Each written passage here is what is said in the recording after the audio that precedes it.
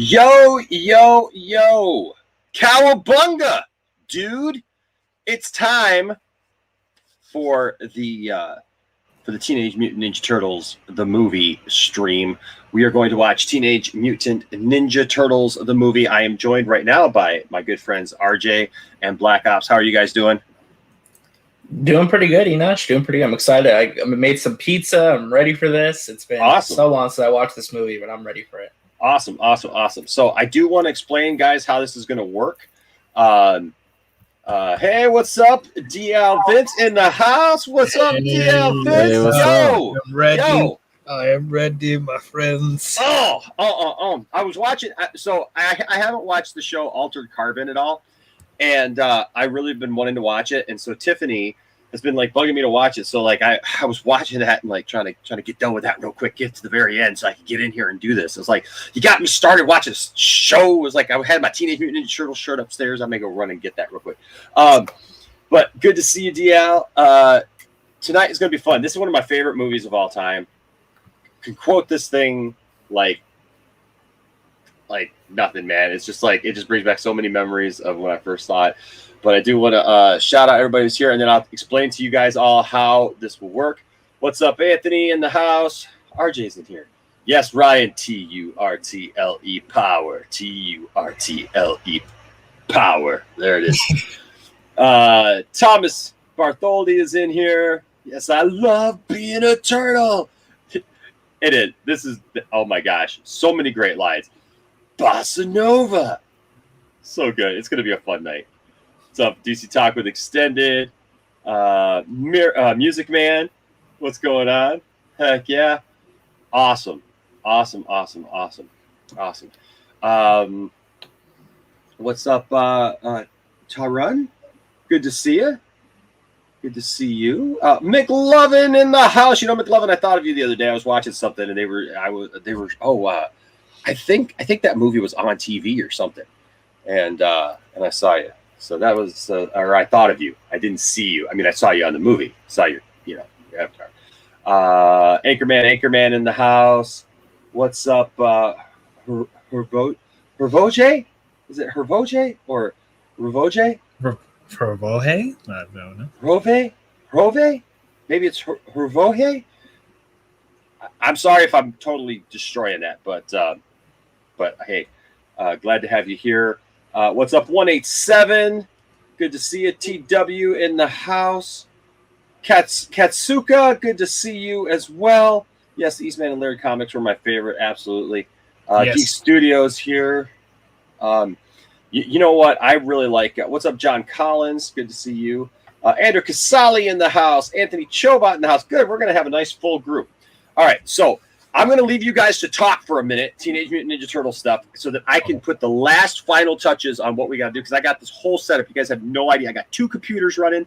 This is what we did for the Star Wars thing. I got 2 computers running. I got a DVD player running into one computer and out of the other one, and so it's going to be fun. But I got it all set. Here's TW. All right, guys. So you guys all talk about Teenage Mutant Ninja Turtles for a minute. I'm gonna jump out real quick. I'm gonna talk about something, then I'm gonna come back, set the rules for everybody, so everybody knows how to watch it with us and what we're gonna do. All right. So I'll be right back. Cool beans. Cool. So how's everybody doing? It's been a crazy week, huh? Yeah, getting some stuff, last minute stuff for Father's Day tomorrow. So that was Father's Day tomorrow. Me too. I just got done actually watching Luca on Disney Plus with my family. Oh, how was that? Oh, I still haven't watched it yet. It's actually pretty good. I'm gonna do a review of it tomorrow on my channel, but it's pretty good. I enjoyed it. Yeah, my girlfriend are doing reviews on my channel, so I'm waiting to watch it with her. So let's see how it goes. That's awesome. Nice. So when was the last time you guys watched this movie? Wow. I don't think I've ever seen the whole thing. What? It's probably been at least 5 years since I've seen this. Easily. It's been a while for me too. It's been a while. But I mean, there's like a lot of great stuff in it. I mean, like all the puppetry, animatronic stuff too, which I love. I mean, Shredder's awesome in this movie. Oh yeah. I mean, it's a classic, For sure. Right on. This is the first Turtles anything I've seen. Like this movie. This is how I got exposed to Turtles. So definitely some nostalgia feels with this one. Okay. Yeah, for me it was the '03 animated series, like the kind of the one that felt a little bit more like the comic books in a way. Yeah, that's my favorite too. Yeah, same. Like I even liked season was the lost season, quote unquote, where they go to the ninja school and crazy turtle dragon thing. Even that I liked. Yeah, I had a good time with that one. Even like the fast forward one, I thought that was cool. Yeah. Yeah, I mean, the sequels. I don't know. The sequels to this one are kind of funny because the second one, what was it called? Secret of the Ooze, I think, right? Yeah. Yeah, and he had Kevin Nash, the Super Shredder. Which I never knew that until we talked. I never knew that either. Kevin Nash. Yeah. Jeez, which makes a lot of sense now, because like, how to get somebody so tall? Yeah, I can buy that. I hated how they never actually fought the Super Shredder, though. You know? Yeah, that's what kind of frustrated me, though. It's like they never had a rematch between Shredder and the Turtles. Like, yeah, and it sucks too that like they dumbed down the violence after this first movie too. It's like, oh, the kids are gonna get exposed to all the violence and the weapons. It's like, that's Turtles, man. Leave them be. That's no, because like, go ahead, Biel. Go. I was just gonna say it's weird because like in the second movie I feel like Shredder got much darker, but then the Turtles get much lighter, so I'm like, what's going on? Like the tones are clashing a lot, so it was weird for me. Yeah, I'm just excited to watch this. Yeah, as am I. Yeah, I like the last couple of days it's just been wild for me. It's been like I just been feeling like so sick lately, so it's been like not sick though. How you feeling, by the way? I'm doing good. I mean, I got a doctor's appointment on Wednesday, so hopefully that goes well. We'll see. But, yeah. Good. Yeah, I just got some stuff going on my neck and everything, but it's all fine, hopefully. I'm hoping anyway. We'll see. Good. But, yeah. Yeah, I'm trying to remember, because I know Casey Jones was in this one. Was Casey in the other ones? It's been so long since I watched the sequel. He wasn't in the second one, but he was in the third one, but he doesn't play a big role, though. Yeah. All I remember about the sequel is that the puppet for Splinter gets worse in each sequential movie. Dude, even the Turtles, it gets gradually worse. I'm like, what's going on right now? You think the technology would improve. Is it the same puppets, like they kind of used them from movie to movie, or did they actually like build new ones for each movie?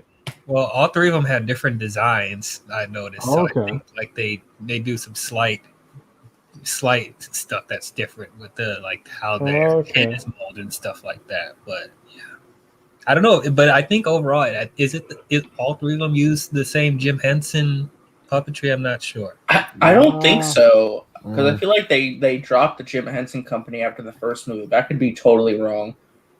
That's their mistake. Actually, speaking of Turtles, did you guys ever watch the Turtles Coming Out of Our Shell tour? The musical tour they did in New York City? I've seen clips of it. It's hilarious. It's so bad, but it's so funny. I know. Like I've seen clips of it because I subscribed to the Completionist, and he was doing like his Turtles in Time New Game Plus video for it, and he was showing clips of it, and I'm like, what is this? It's one of those things that you're genuinely surprised when you find out it exists. Yeah, well, I know about it because I think the Nostalgia Critic and the Angry Video Game Nerd did a video on it years and years ago. That's where I got exposed to it, yeah. Yeah, that's how I gotta watch that. Yeah. They also had like the Christmas special, where it's like Mikey was looking for a gift or something. It was really weird too, because they used the same costumes from the musical tour. And like the mouths don't really move very well; they like click into place. Yeah, so they're really like cheap. A pop culture franchise with a terrible holiday special. Why does that sound familiar? Keeps happening. I hope Guardians of the Galaxy learns their lesson when that event. Oh yeah, they're doing one, but yeah, at least Gunn's directly involved. So I'm thankful for that. Yeah, they're filming it they're filming it during production of Guardians 3. They're gonna film both at the same time, which should be interesting. So I think the holiday special is gonna be the prequel to 3, which will be interesting. Like, they're gonna actually be connected. Mm-hmm.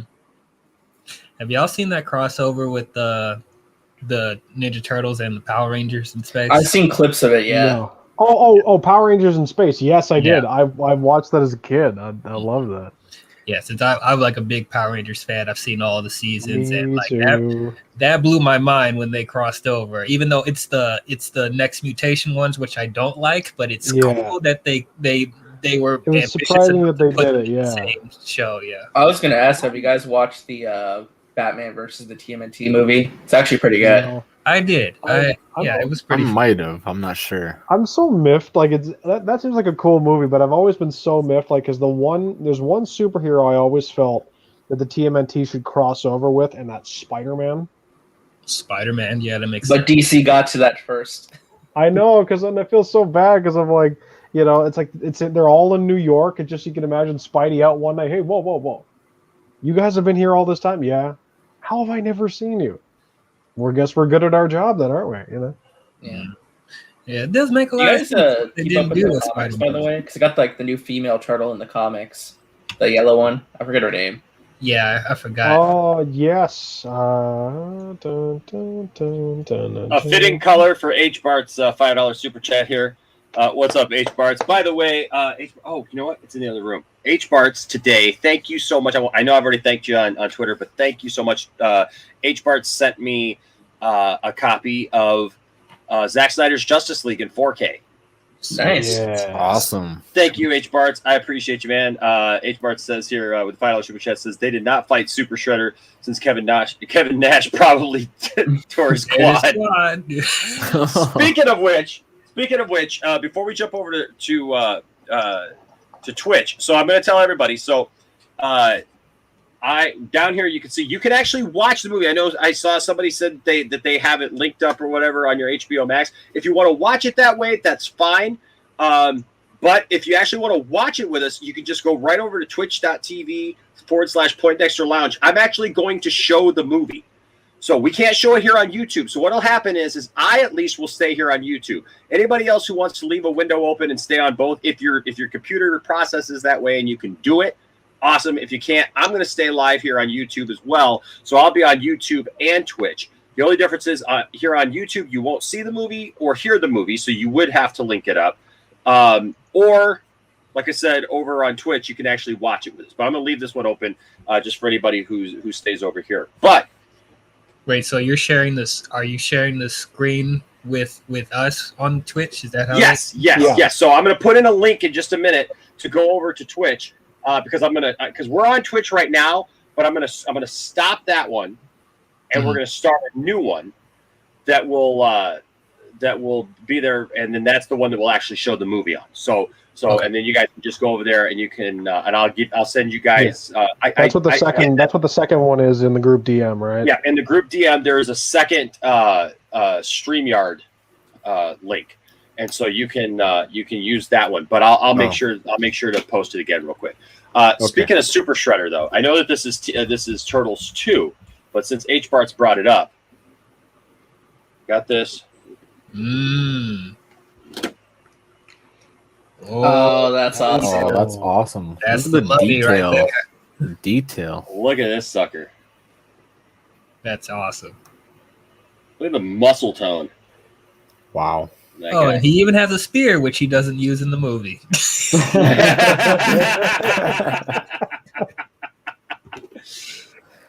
But right there. Right yeah, there, that's buddy. Awesome. Yeah, I love that toy. So I didn't get in on this toy line right when it first started, and I wish I had, but I ended up finding everything for a pretty good deal. So right here. Oh, that's cool. So there's Raph. pizza slices. Yeah, Raph and Mikey there. The only ones I don't have so far is I should have, because I could have freaking bought them last year on vacation. There was actually 2 of them at this Walmart that we stopped at, but I didn't. And it sucks, but I don't have the Casey Jones and Raph in the trench coat. But yeah, so I got that one. And this is super cool. I love the artwork. Oh yeah, and that's the toy itself. I mean, I love the detail. That's incredible. Mm-hmm. Oh, this is a recent line. This is a line right now. Yeah, and then there's Donatello. Oh yeah, and Leonardo. Nice. Very nice. They come with their pizza too and extra hands. The group transforms on that. Yeah. Oh yeah. Heck yeah, baby. Look at that. Yes. Donatello, my favorite. Leo's mine. So there's that. And then, of course, mimicking his Oh, movements yeah. from Oh, nice. Oh, mimicking his movements from my cage. That's awesome. It almost looks like the like canister. Shredder almost looks like Lord Zed, right? Because of the glare. Yeah, off and the similar plastic. color and stuff like that. Yeah. Yeah. So I did shade it back. There you go. Love. That's cool. I love Oh, that his he's on even these his figures. mouthpiece comes off. Yes. That's awesome. That's great. Heck yeah, baby. So, yep. So those I had to show those before we went ahead and went on over. Oh, hey, I want to make sure that. Oops, hold on a second. I'll get you guys back on here. I don't have as much room for my mouse, so I'm trying to work in this little area. You know, trying to work in this little tiny area here. Okay, real quick. Oops. This is gonna be fun. It's like I said, it's one of my favorite movies of all time. Yeah. Yep, we're gonna watch TMNT 1990 for sure. H Bar's another $5 super chat. Oh wait, this is okay. That's the other one. Yeah, you did get another one though. Yeah. What did I do? Okay, I didn't jump. Okay, all right. So H Bart's here says, Enosh, let me know if the 4K works since it's UK copy, even though they say 4K movies are region free. Yes, I definitely will, man. I will. I'll definitely try it out. Obviously, I haven't had a chance to check it out today. It's a 4-hour movie, but yeah, we're good. Okay, so guys, so this is how it's going to work. I will let you all know. Hey, all, what's going on? Oops. Okay, there we go. All right, so this is how it's going to work. I'm going to shut down the Twitch stream right now, so you all see that shut down. But don't fear. I'm going to start up a new one that is going to be solely the one for the movie. Okay. So give me just a second. If you're on Twitch already, you are going to see it go down, and then we'll come right back up, and then I will make sure that everybody has the link for over there. Okay. So I'm going to go ahead and shut that down right now. Shutting down. All right, shutting down, and we're all shut down over there. And the dogs went crazy. Yeah. All right. Okay. So there's that. And then now I will go ahead and oops. I'm going to bring up StreamYard here again. Enter that studio.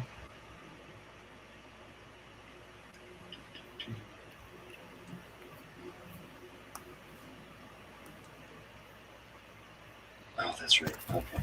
So I'm going to copy this link here for everybody. It's in the private. It'll be in the private chat now. So that's the StreamYard link for over there. Cool. Yeah, I'm gonna hop out just because my internet can't do both. So I'll hop out of that's this one. fine. You'll see, Yeah, you'll see fine. me in a second. Nope, you're good. Okay. Let me see here. Oh, that's why. All right. We're getting there, folks. Give us just 2 seconds here, and we will be good to go. Yep, I see you, DL. Let me just wait. Just got both of these. Oh, that's why. Okay.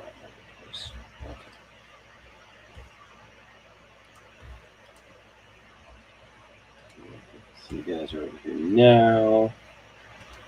Add that to the stream. Oops, that's not what I wanted to add to the stream.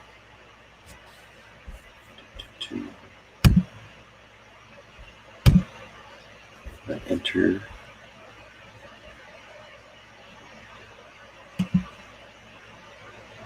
There we go. Okay, so now I'm in there. Now I'm going to hit go live on there, and then we'll be live over on Twitch again. All right, so we're live on Twitch. Now this should work where I add this, and oops, hold on a second. That's not what I was trying to do. Nope, hold on. do that, and then I should be able to do this so that we can. Yep, there we go. So we can all watch it. So that should be. No, it's actually I'm actually running it on a off a DVD player. Yeah. All right. So RJ and him are still with me.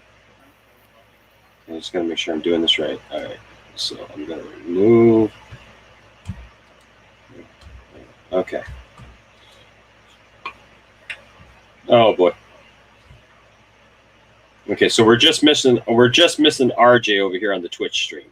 So RJ Yeah, is, I don't know why the link didn't work. Can you post it again? Yeah, same here. yeah, it's still in the oh, hold on a second. Okay, yeah, let me yeah, I'll post it again. StreamYard link, copy to clipboard. And there you go. There you go. So now you should be good to go. Thank All you, right, sir. so everybody on YouTube, if you want to watch it with us, just go follow. I'm actually going to put this link. Okay, I think I got you guys here now. All right, awesome. Yep, I add you to the stream, sir, and add you to the stream. All right, RJ, can you see me? Are you in there? Okay. All right, so you're in there now. Awesome. So now I am the only one over here on YouTube. So everybody on YouTube, we are going to be over at Twitch, and we're going to start the movie over there. So we'll be watching the movie over there. I see people already over here at Twitch, and the movie's up. So everything should be good to go there, and we'll get a sound check, and then we should be all good. I think everybody is good to go over here. All right, and then one more thing that I just need to do is I will put the link in actually over at YouTube, so that if you're watching on YouTube, you'll be able to go over to Twitch. Okay, and then we'll start the movie, and then we'll be good to go. All right, I'll put a pinned thing in here. So, and that is twitch.com or twitch.tv. I'll make sure I actually go over there.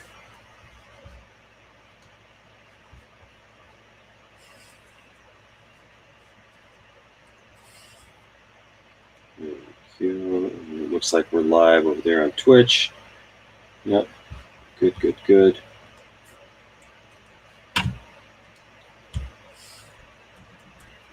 Join us on Twitch.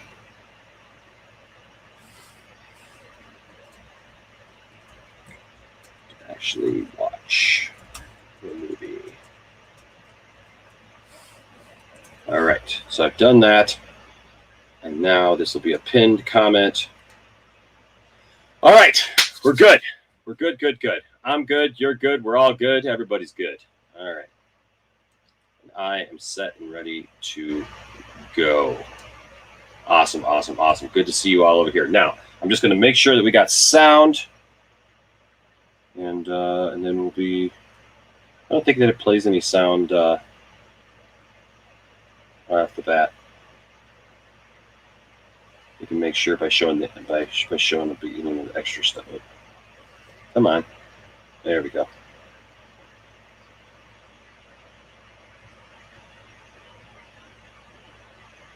You guys hear it? All right, here we go, folks. Teenage Mutant Ninja Turtles, baby. If you need me to turn it up, let me know. I know.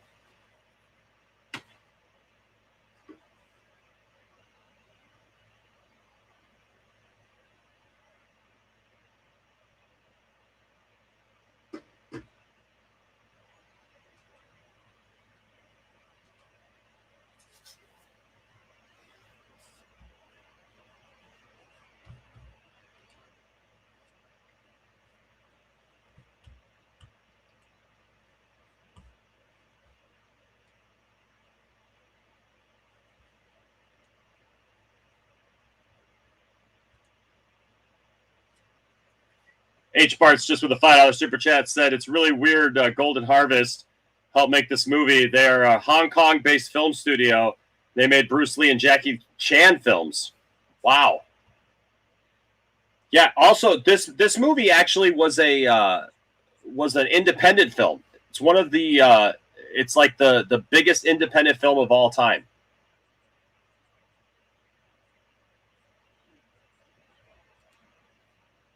Rock on, Zohan. Zohar 760.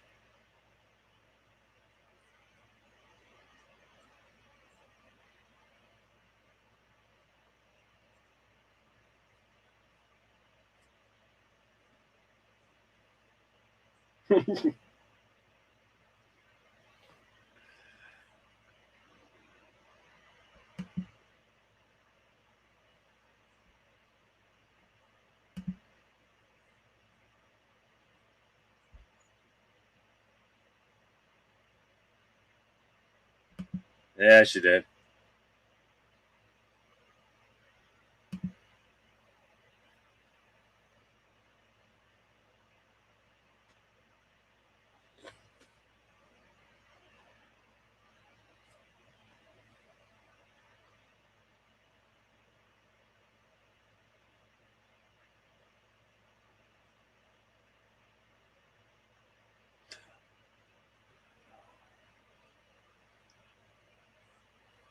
I love the music too. Music of this is awesome.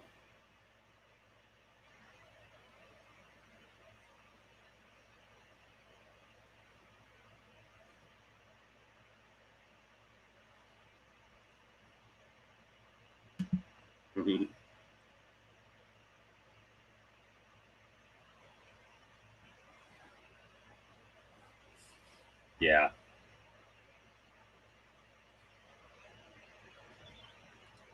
Tell you what, I met her and she is awesome. And she's all about the turtle stuff, man. She is all about it.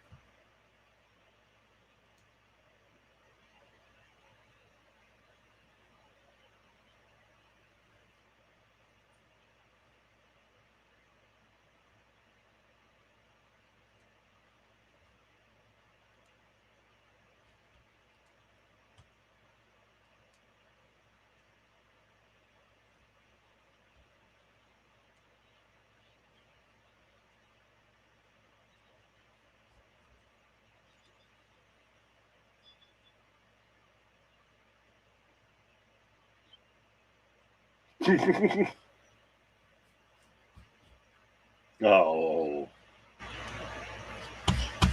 Oh, that's bad.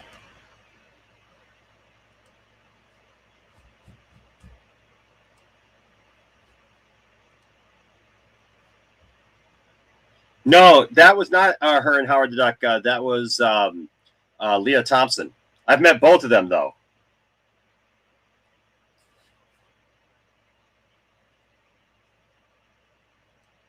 You know what? That is an interesting point. Like, I didn't even think about the fact that she did have the yellow. She does have the yellow here, yellow jumpsuit. Kind of. Well, the jacket. She got a jacket. That's awesome. I never noticed that before. No, that yellow jacket that she's wearing. It's to pay homage to April O'Neil's yellow jumpsuit.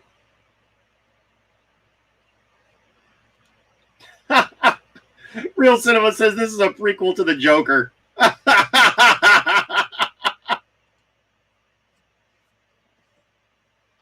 Oh, that's funny.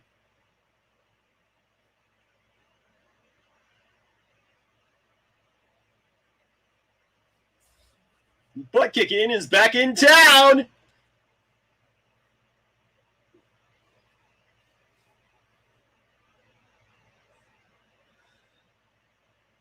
Righteous. Sonova. Chevy Nova. Excellent. It's gonna be so hard for me not to just quote this whole movie. Yeah.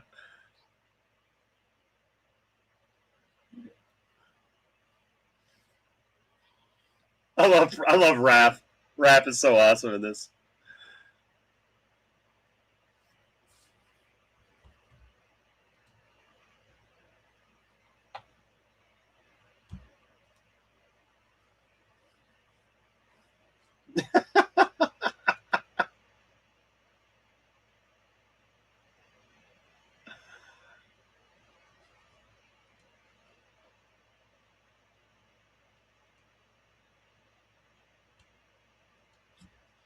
Fought well, master.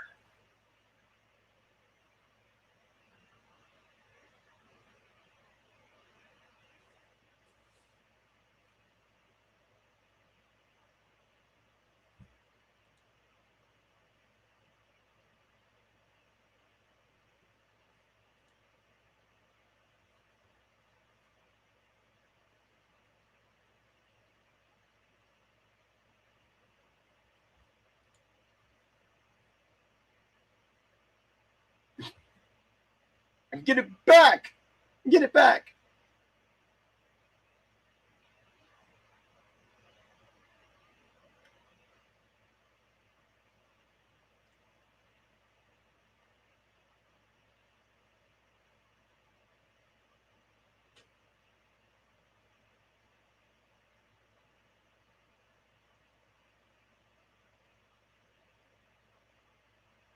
If you're watching on YouTube, to know where you're trying to link it up, we're watching Michelangelo on the payphone right now. Must never stop practicing the art of ninja, the art of invisibility. There it is right there.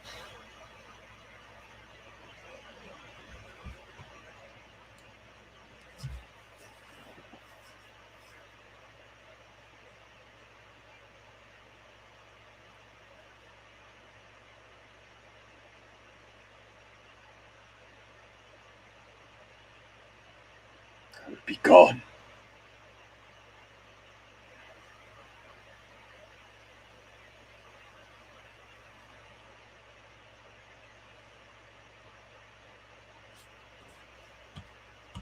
And then the music.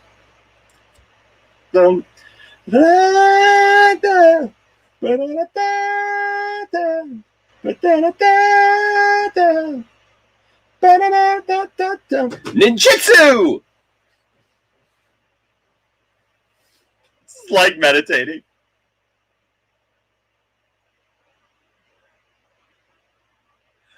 Nice. Yeah.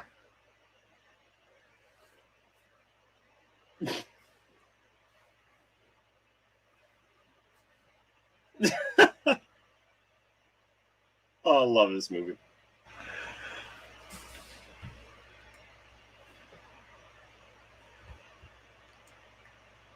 Yes, Jimmy, it is still one of the best movies of all time, man. Oh, I love this part. Night. Mm-hmm. Got 30 seconds.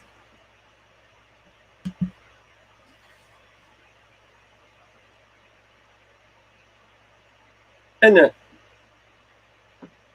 you know,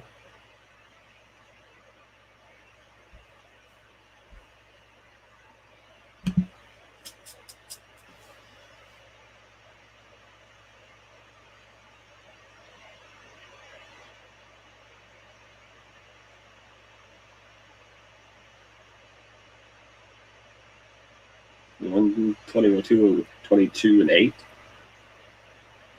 22 and then an 8. It's 1, 22 and then 8. You're standing on it, dude. Down here. You got it. Yeah, right? Jarvo. It's a 10. The 10's 13. Late. Oh, I couldn't find the place. Say, kittens is divine. Never pay the price for late pizza.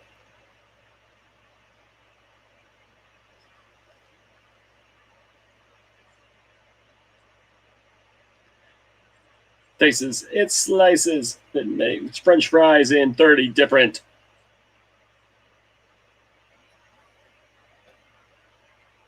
Yeah, right? That old school 10 spot.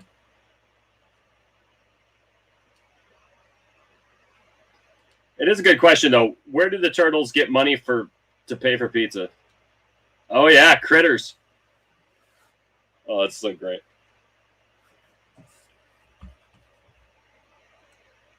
Right?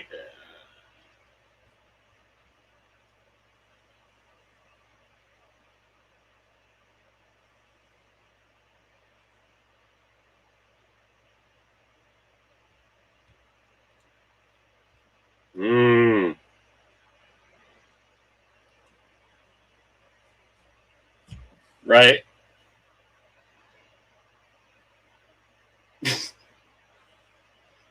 That was funny. Penalty. Oh! Imagine getting hit in the face with that thing.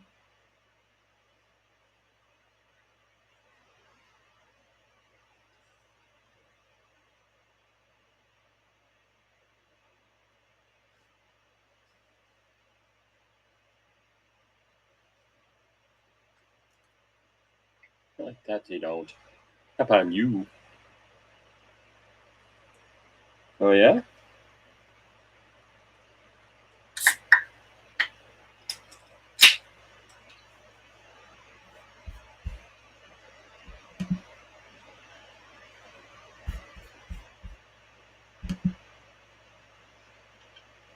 Go bet. Tell me you didn't pay money for this.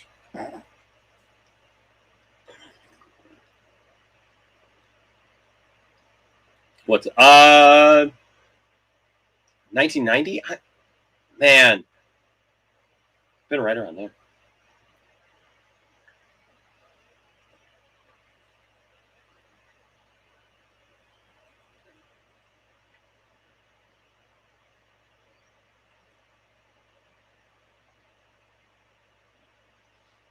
Bum, bum, bum.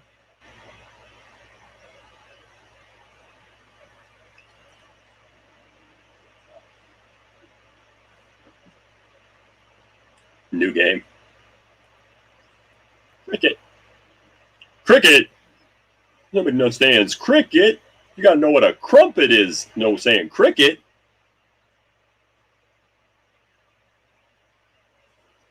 Set him right, DL. Sends him flying into a trash can.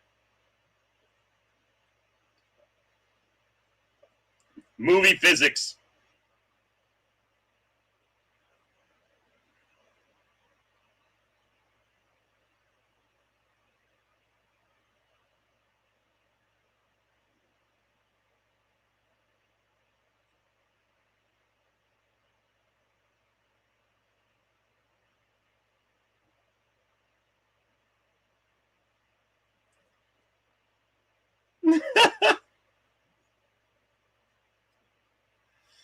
He was doing. So TL, are you saying that that Raph is the Luke Skywalker of the group?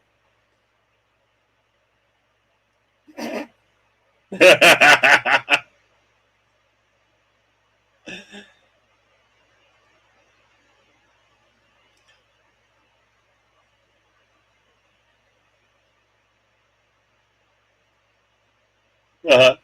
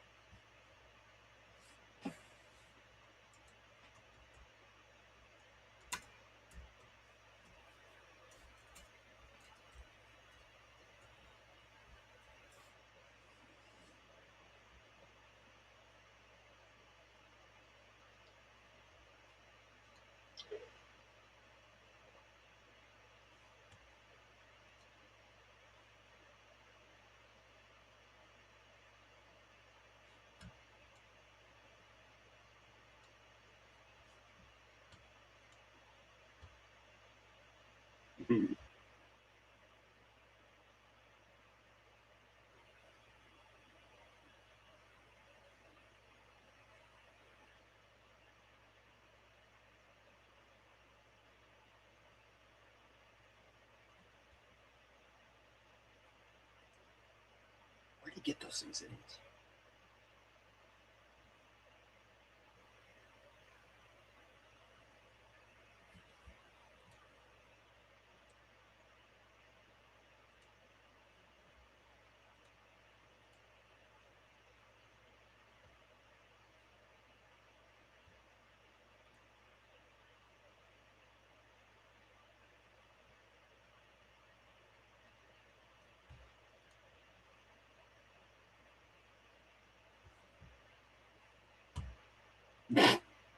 Love this.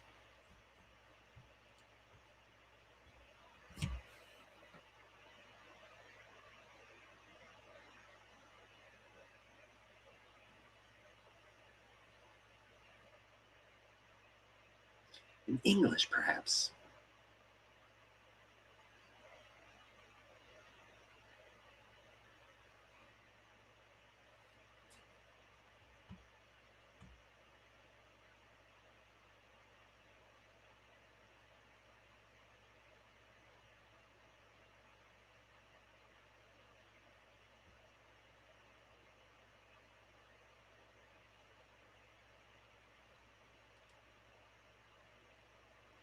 It's me in the back of the taxi. Nice.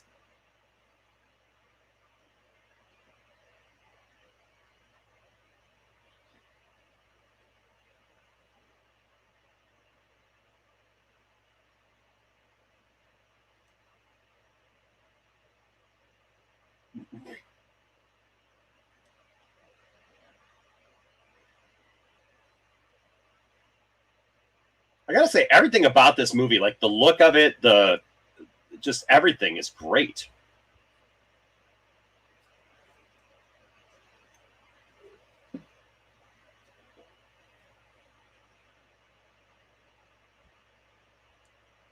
I agree with Jimmy over on YouTube. It says they should just hire the Henson Company back and have a continuation of this story. No, I don't want any more CGI turtles. Screw that. Oh yeah, but ILM does better on the CGI stuff. I would like the Henson Company to get back in on this. Yeah, Jim Henson Company did this.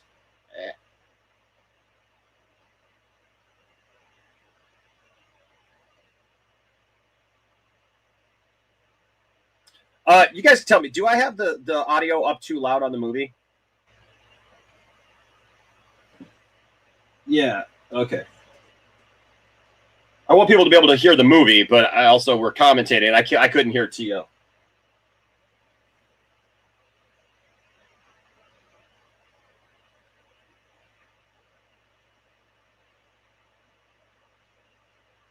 Shut it.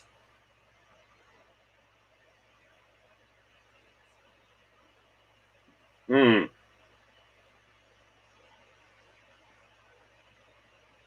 I'll tell you what, she is so great. Meeting her at Comic-Con, I mean,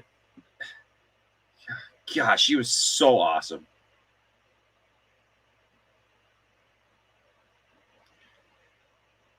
You cannot tell me that they could make a better movie than this now. Oh.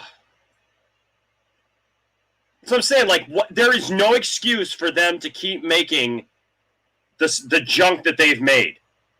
The tone is right for this, because I like the fact that the tone is like a mix. You know, DL, I know you like the old, Eastman and Laird, but I feel like the tone is a nice mix between that and the cartooniness of the cartoon. Like, kids watching the cartoon could watch this and still enjoy it. People who enjoy the Eastman and Laird can still enjoy this.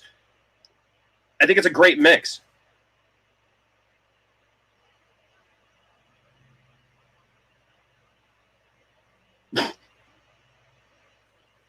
Crazy. Okay.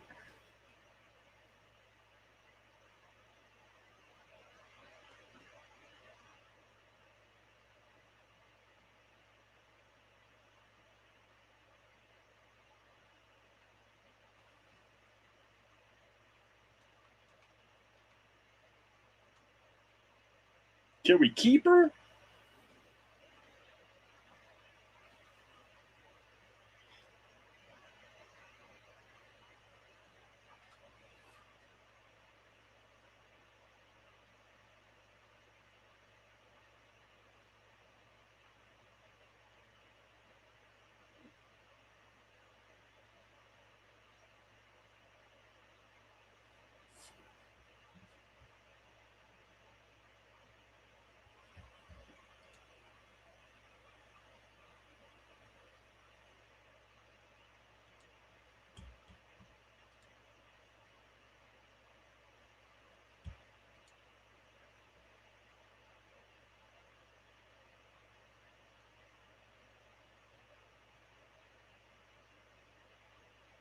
Sims, you're absolutely correct.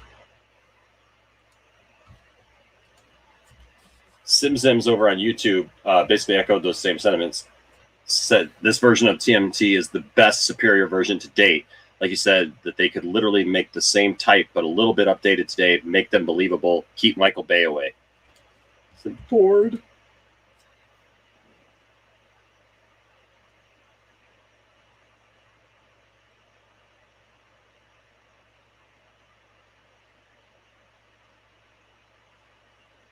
Mimicking his movements from my cage.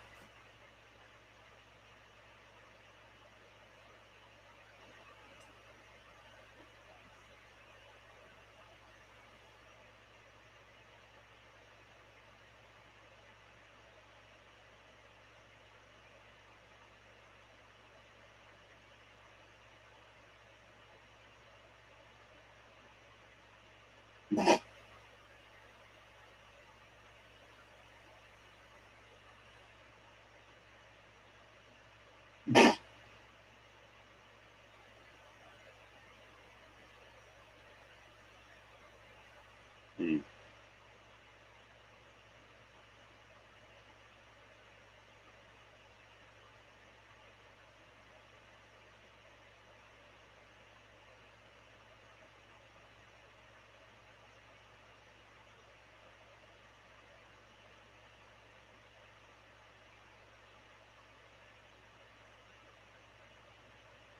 Hmm.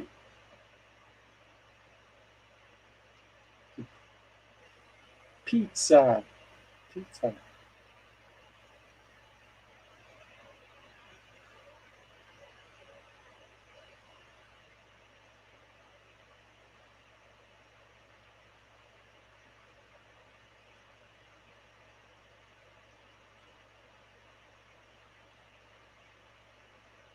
I agree. Music Man over on YouTube says the puppet work is amazing, just all around. Like, dreaming am I?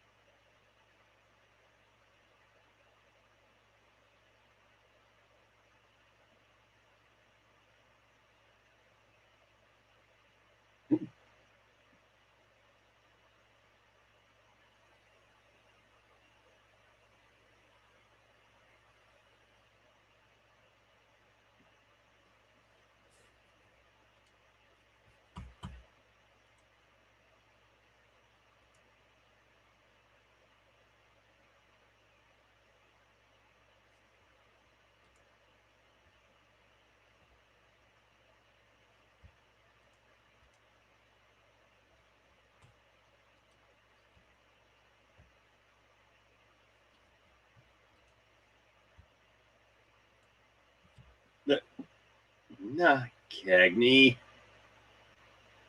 You dirty rat.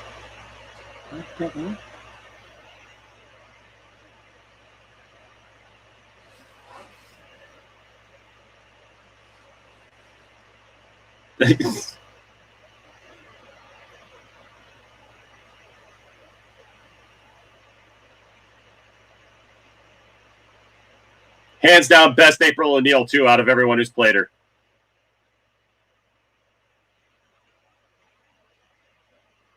No, I didn't care for her.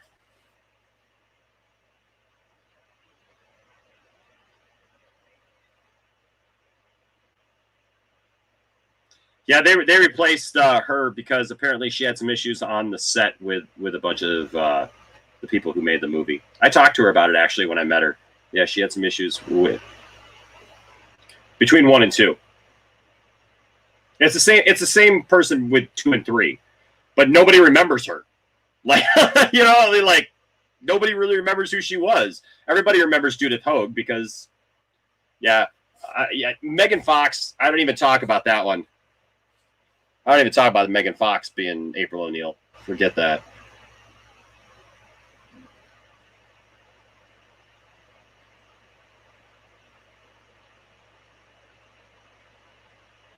The emotion. I mean, so that's a puppet, guys. That is foam, latex, and rubber. And yet the emotion that they get, you can feel it, man, out of Raph, you know, when he cries there. Splinter. Splinter. I love Leonardo's mouth there. I know, I love Leonardo's mouth there. Splinter. His mouth is Splinter.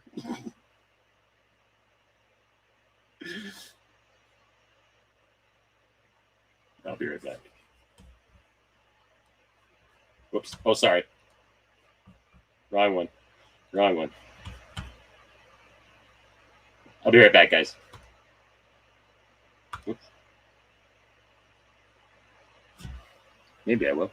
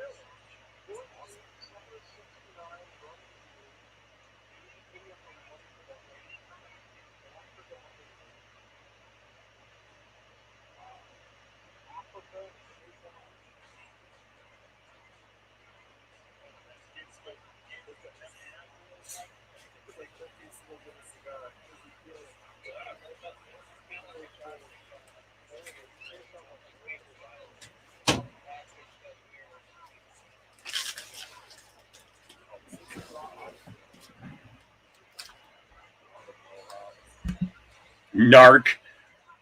Remember Narc?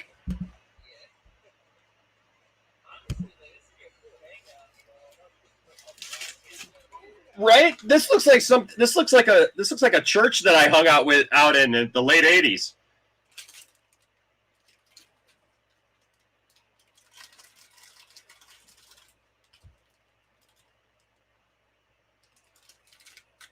Who is that?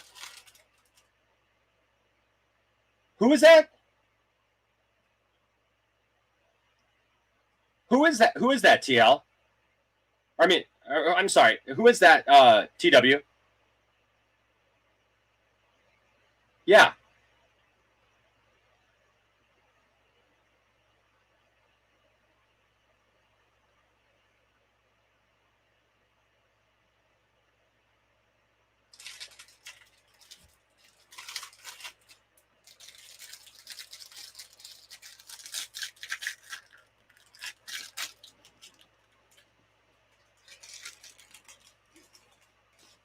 Mm-hmm.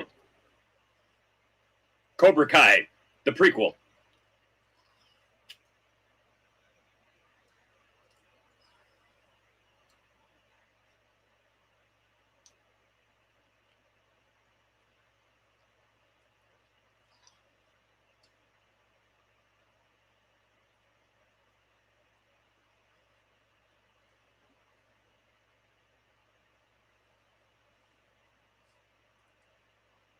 Oh, man. The respect that they give Shredder in this movie.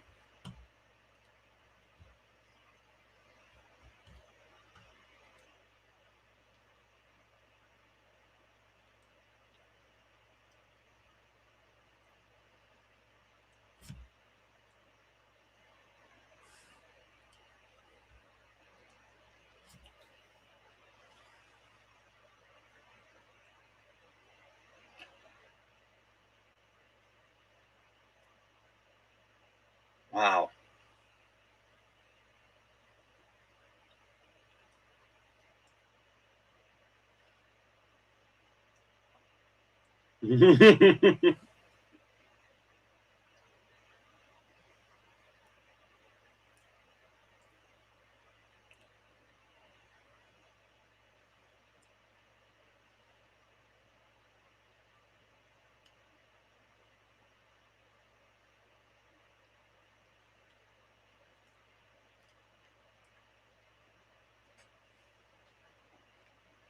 Got him right here.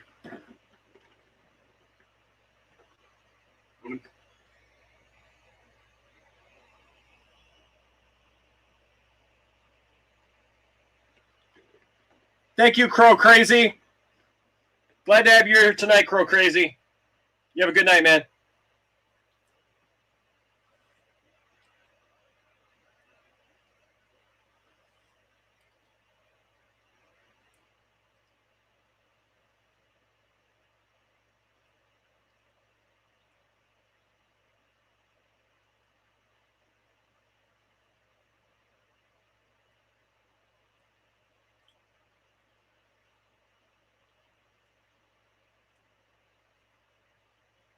The right to get your butt kicked.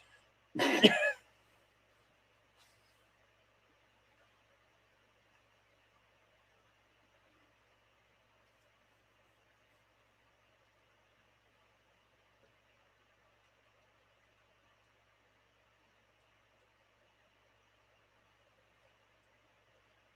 a bunch of nerds.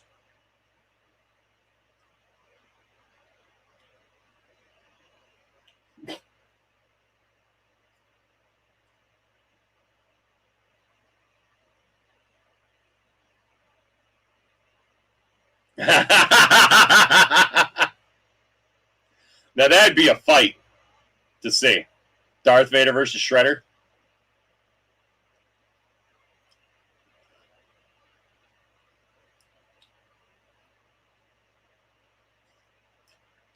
Turtles.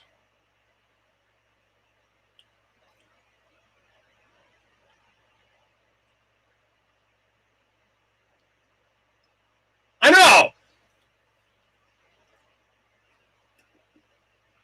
Mm-hmm. Danny, you're a jerk. Babe. She's a babe.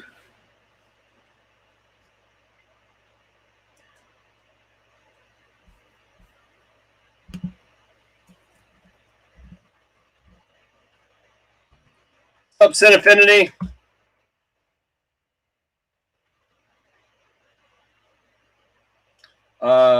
No, I was saying what I was saying hello to him. He's over on TW says hello, Cinefinity.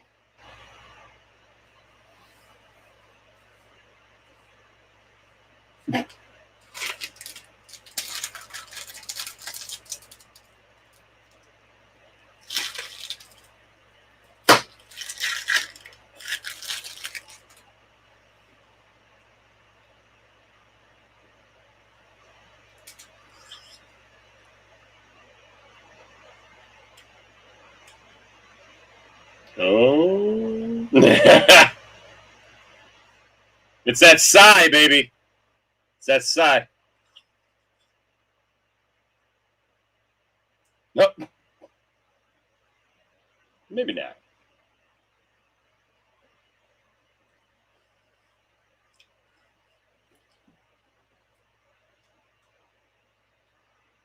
I love that dynamic.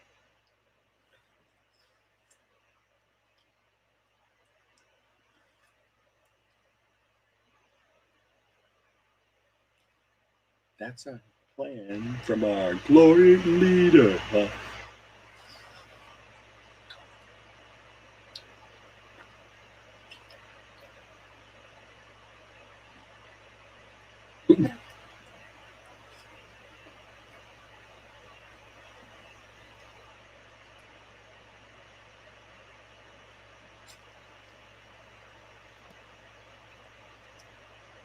Pork rind? Pork rind.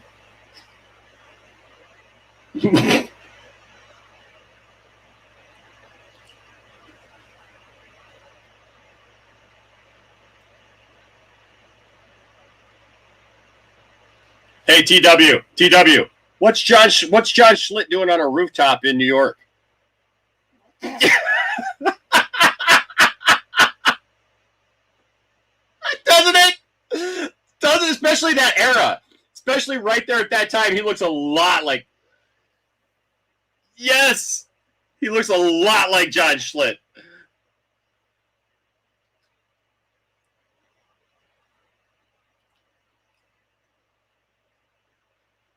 Mm.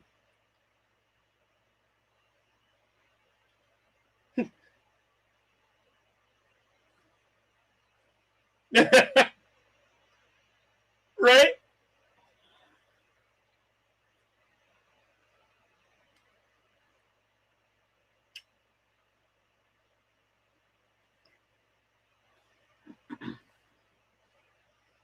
Mm-hmm. Got a little tight in the shell there, didn't it?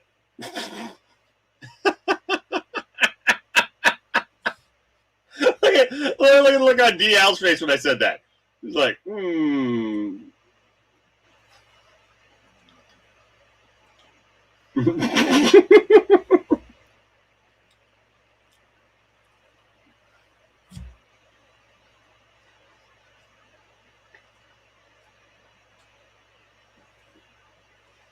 Hey, so if John Schlitt is Casey Jones, does that mean that like his theme song is Sight Unseen?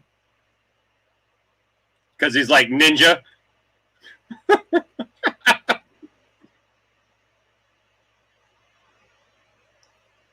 Mm-hmm.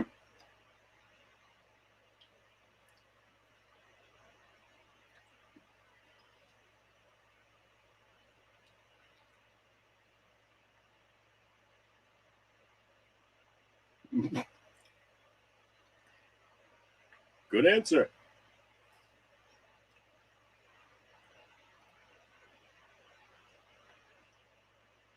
I hate shops like that. Have regular business hours or hire somebody, for God's sake. Don't make me try to figure out when you're open.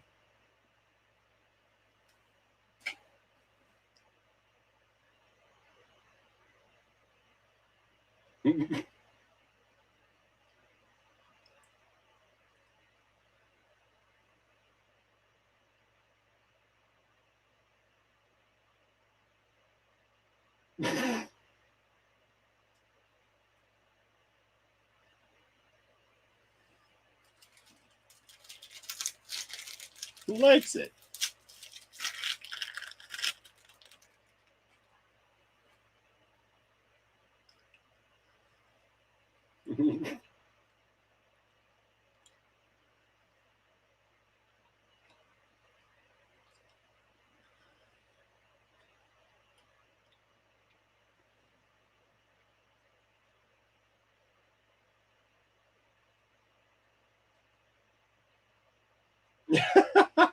Oh, this is great. This is a great scene. The nunchuck scene. Fellow chucker, eh?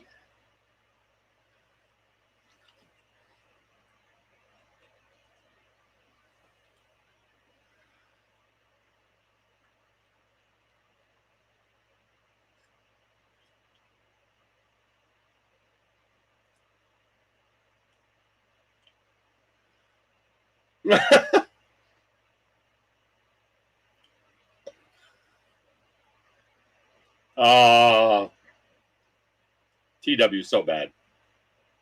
That's great.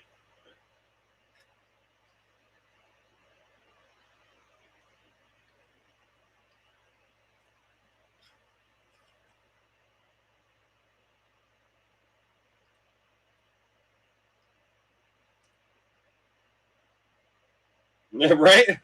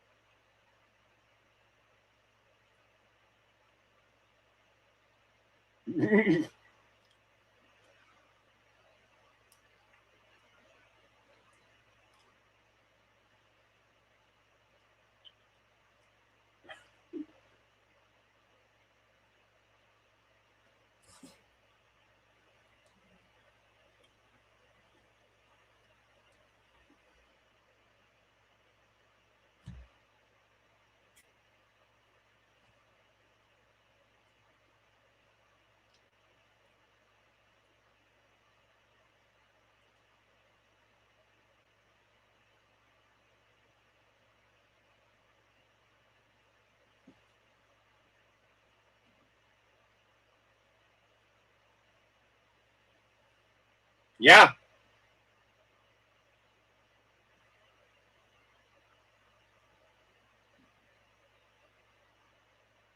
Yeah. It's well written, it's well filmed, and it's well performed.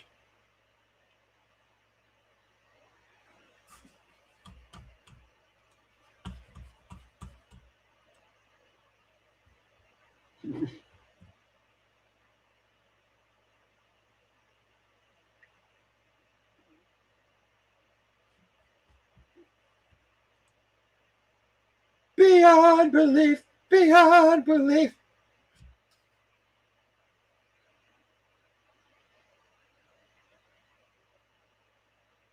Yeah, I do remember being a kid and watching Casey Jones to show up to fight the Turtles.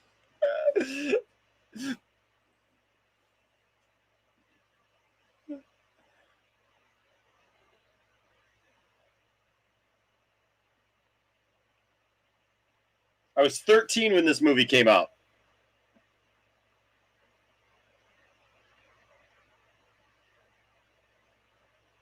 This movie is 31 years old.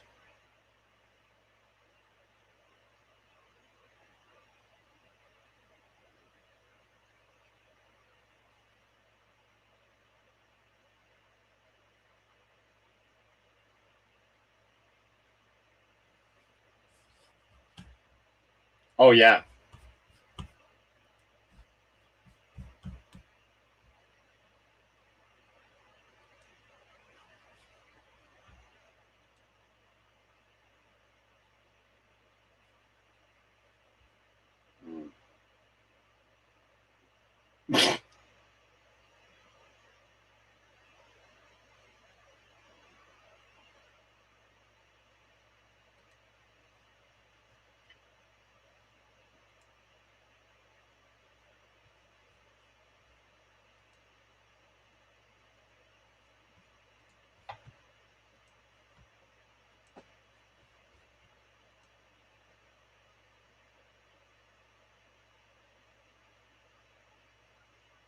I love that subtleness in the music. You know, It kind of reminds me of Batman. Kind of reminds me of Batman from the year before.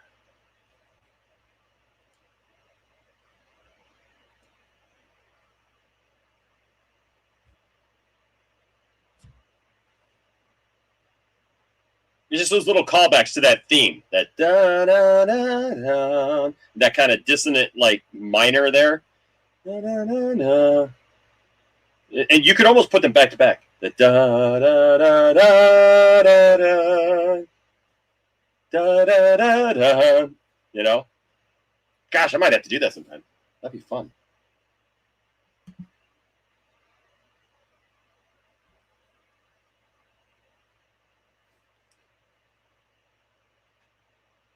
Oh no.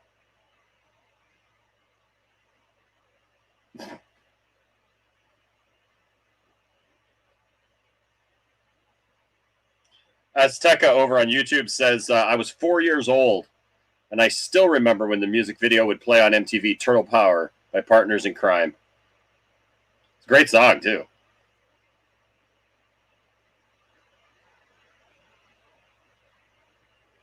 Azteca also says, if anyone should take on a reimaging of Ninja Turtles, it should be David F. Sandberg or Matthew Vaughn.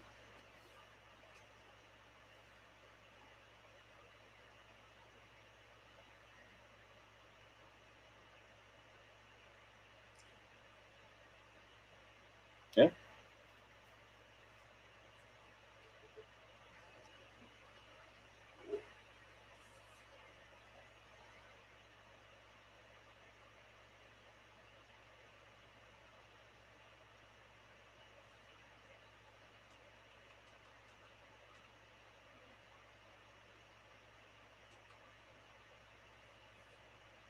Zack Snyder's Teenage Mutant Ninja Turtles. Mm-hmm. Right?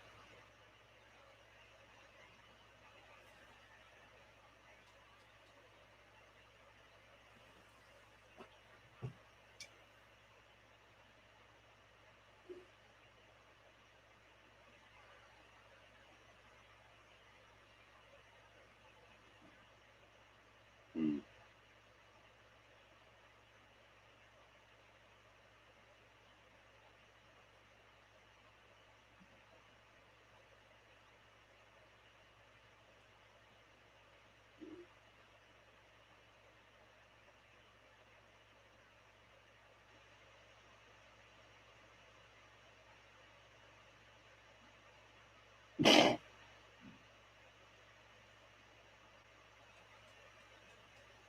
Oh.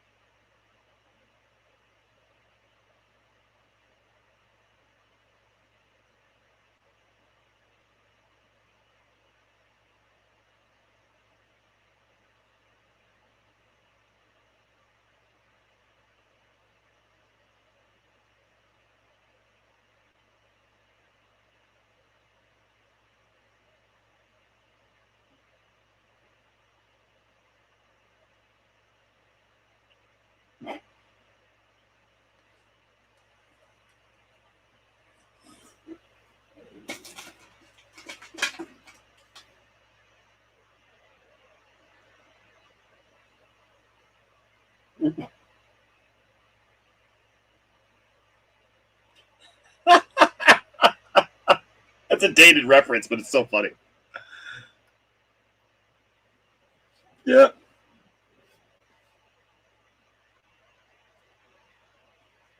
Hmm.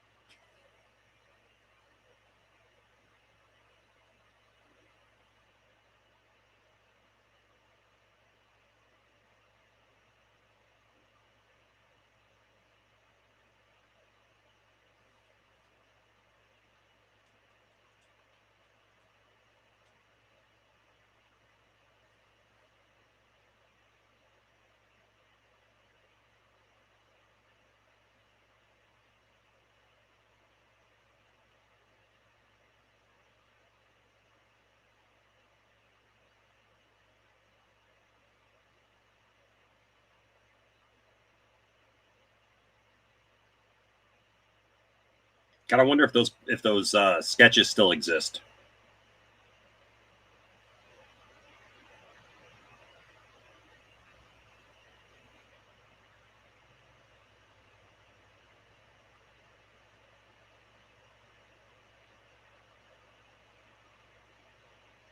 So here's an interesting thing. So Jimmy says, "Bring back Judith as April. She's like a fine wine." I do agree. She's still very beautiful, very well. But I would say this: wouldn't it be interesting though to see a take on the Turtles, like no longer teenage Mutant Ninja Turtles, but like, yeah, like in their 40s, you know, like in their 30s, 40s.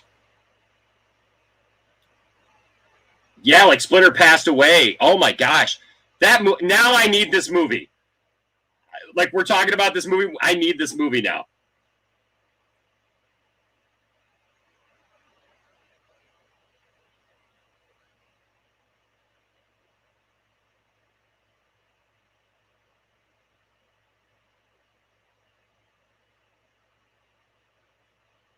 Oh.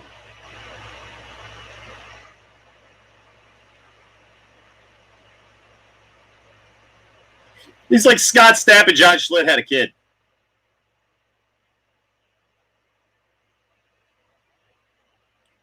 Can you take me higher? To a place where turtles live. Oh! Oh, the voice. Can you find my splinter? I love his voice there. What's the guy gotta do? Bring some food.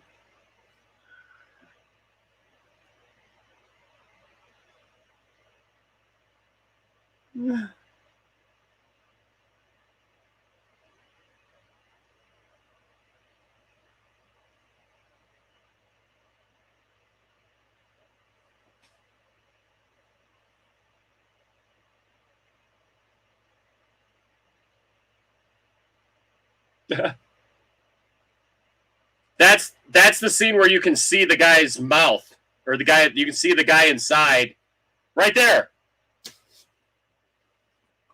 Yep.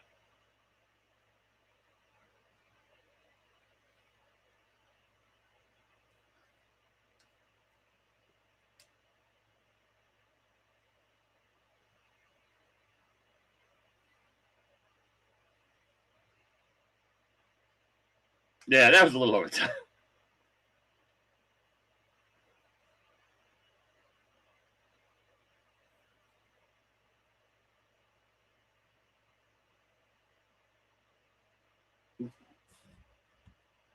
Ryan Hartwell's all, Drago!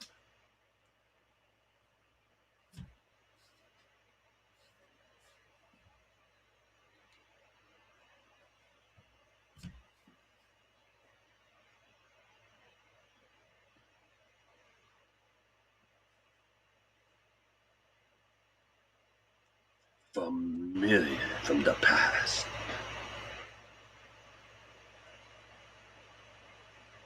I love the hat.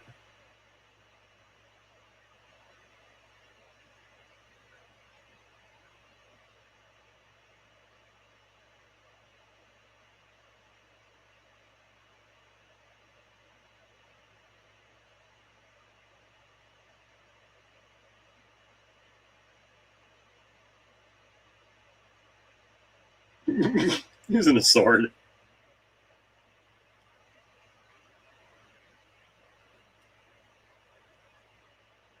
This is their moment. Man, Judith.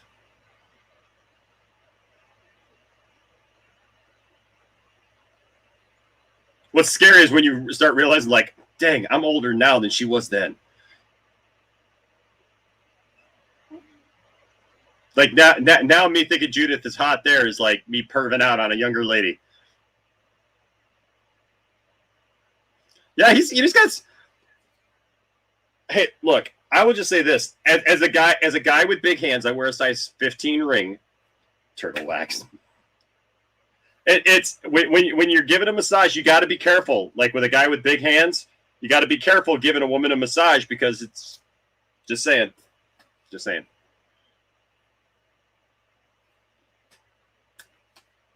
The scene of him having his hands on April?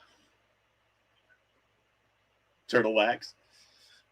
Now, if he saw her touching April like that, he's like, I'll be right back, guys.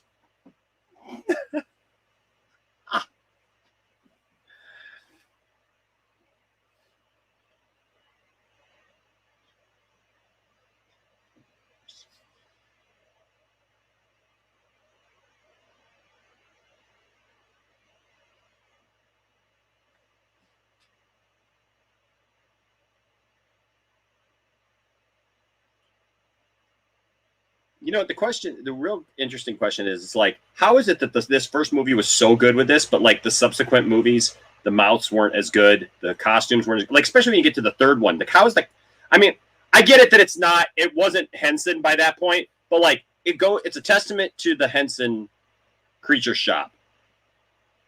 Really, it is. You can't just make it up because like by the third one, I mean, it's got those weird spots all over it. Right, they all got skin cancer or something. Like, what the? Yeah.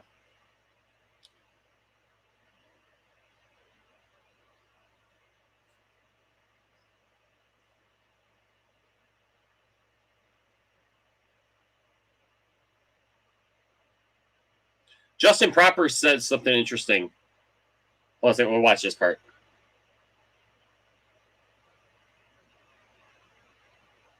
Force Ghost, Splinter.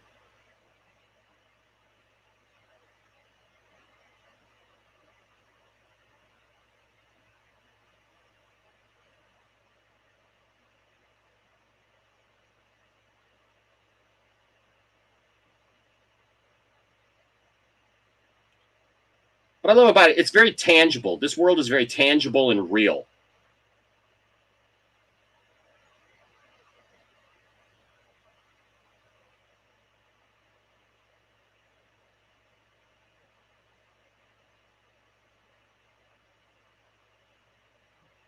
Mm.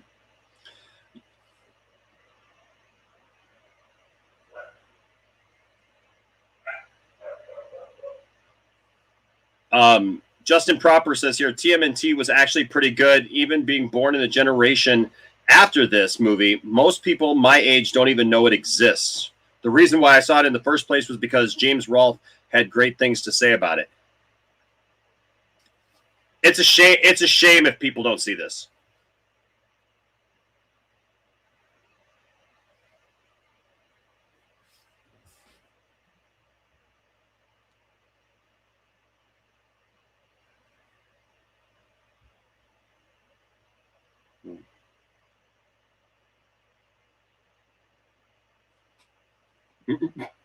Love is in the air.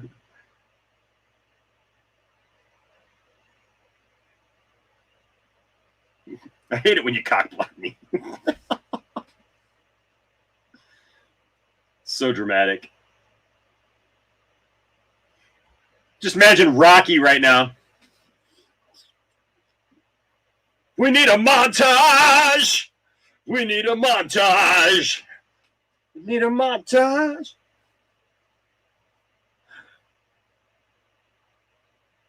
Oh, is Casey Jones a hero? Casey Jones is a hero. He definitely goes down.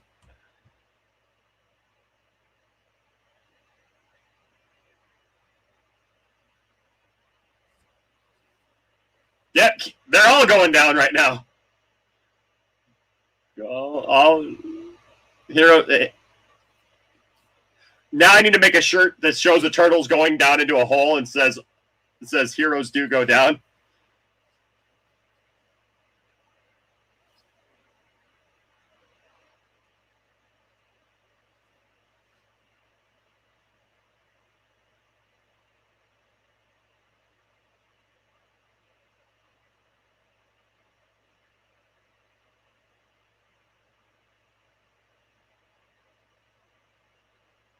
Hey, H Barts is here. What's up, H Barts?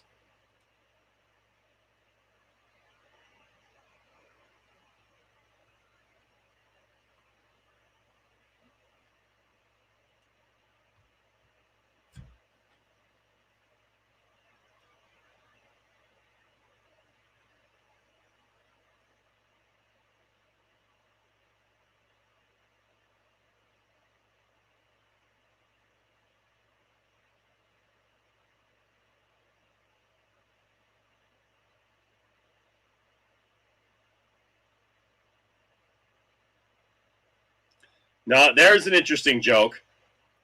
Never even looked at another guy before. I wonder if that joke would have gotten past today. He called him a claustrophobic, and you just missed it because you said something. But he says, you want a fist in the mouth? I've never even looked at another dude.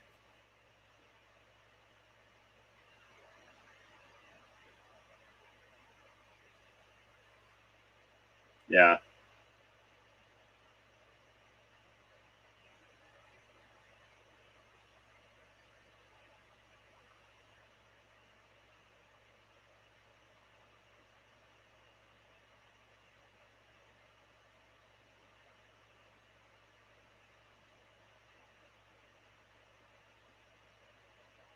Well, check this out. Question. Do you like penicillin on your pizza?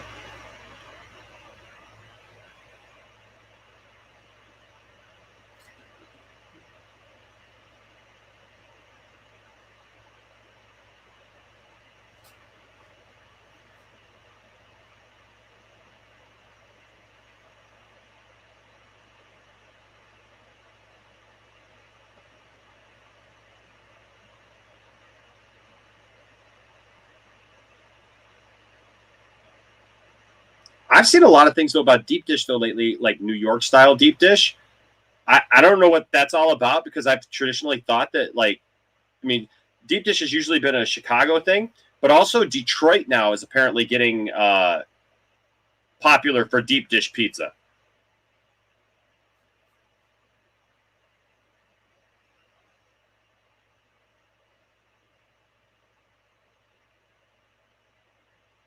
I mean, Chicago deep dish is Chicago deep dish. You know, I mean, it's amazing. But like, yeah, I agree. It's kind of more like lasagna-y. Oh, come on.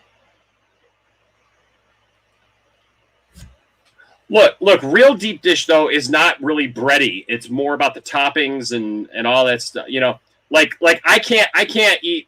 Like Dawson loves Little Caesars, and I'll be honest with you, I can't eat like Little Caesars deep dish. It actually gives me a weird kind of gaggy kind of feeling. Like it almost makes me nauseated. And I like regular Little Caesars. Yeah, I like regular Little Caesars pizza, don't get me wrong, but for some reason the deep dish version of it always gives me this gaggy kind of feeling. I don't know why. It makes my stomach feel weird. But now they've got a thin crust. I really like thin crust. We had a really nice pizza place near me by where I used to live, and they had an awesome thin crust pizza that we used to put Parmesan cheese and red wine vinegar on. Mwah.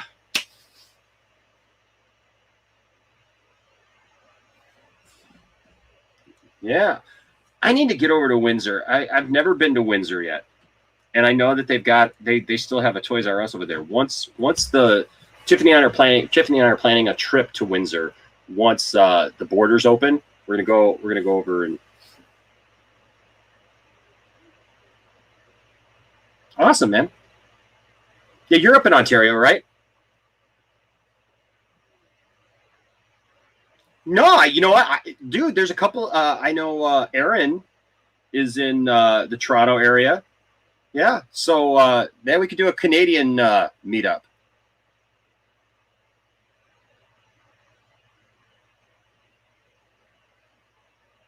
That'd be fun. It's from my cage. There it is. Mimicking his movements from my cage. Even that puppetry is awesome, though. Like, come on. What's up, Cherie? I see you, Cherie, over on YouTube. What's going on, Cherie? I see you. Hit the link in the chat and come on over to Twitter. You can actually finish watching the movie with us. I got 2 computers today. Got 2 screens.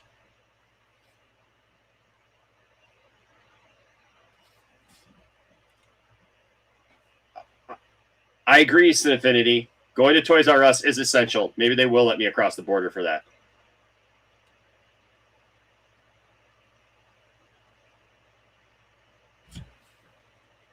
I love these flashback scenes too, by the way, with like the all black background.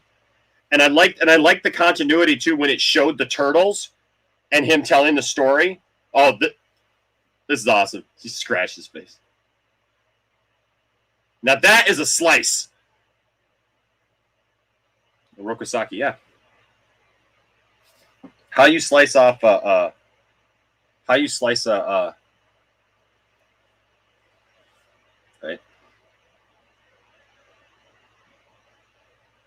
Oh, Cherie, that's fine. We're over on Twitch right now. We're actually showing the movie on Twitch, and then I've got this here for YouTubers too, to whoever wanted to sync up the movie like that.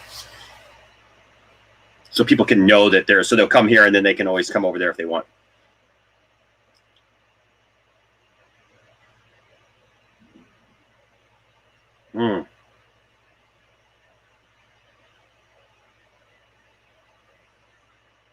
Technotronic. I love Technotronic, man.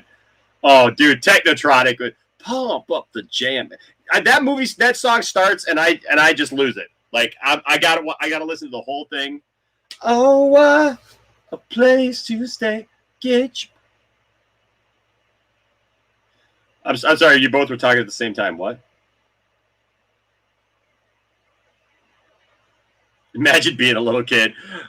Our RJ is all of like 20 right now. RJ was like 10 years off of being like even conceived.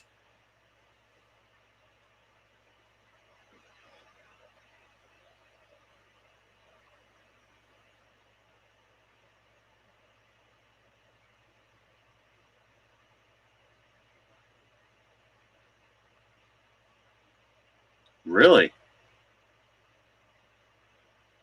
Wow. Yeah, sure. Tiffany's doing well. Tiffany's doing better.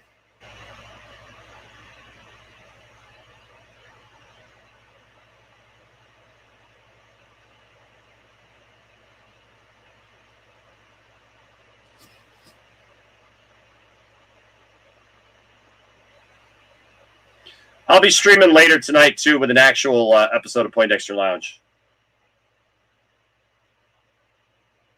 I got to pick Landon up at midnight from his job, but then probably around 12:30.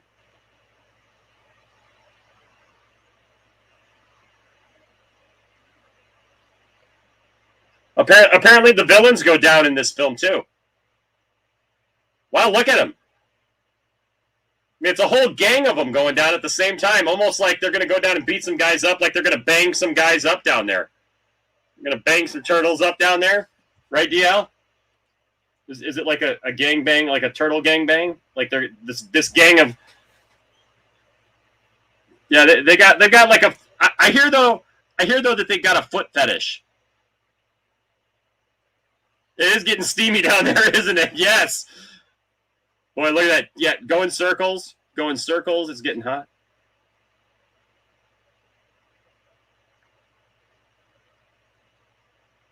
Boy, Raph is eating away. I love that. They're going to be like, huh? What's going on?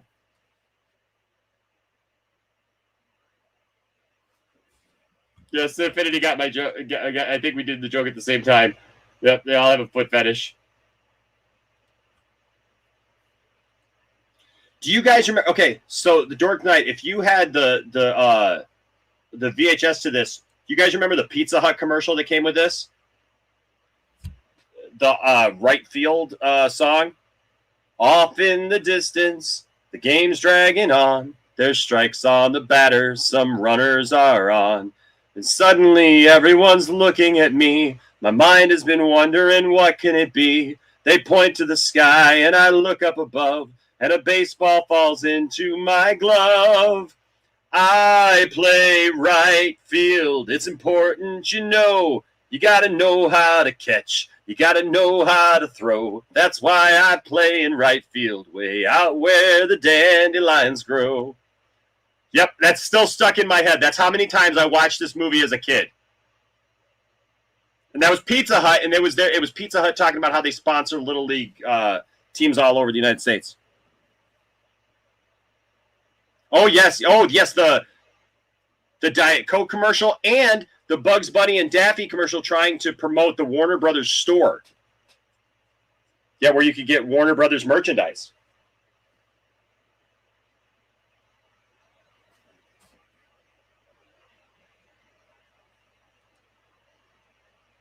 You can find all that stuff. You can actually find that on YouTube. Yeah, it's been uploaded to YouTube.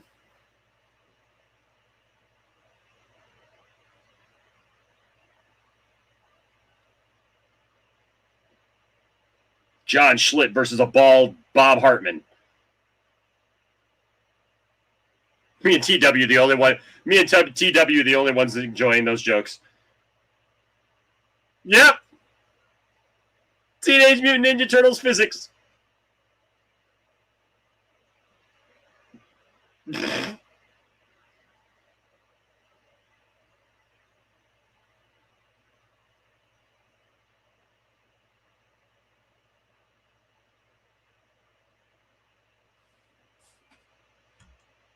You know what? You're right, the Dark Knight. It is funny that they did Pizza Hut there for the commercial because it's all Domino's pizza in the movie. Oh, I like this. I like the scene. Hold on a second.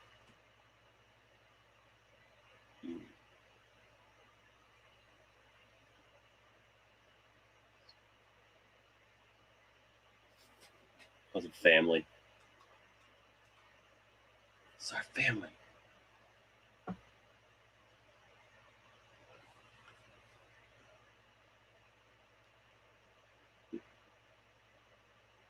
Family? You call this? You call that over there?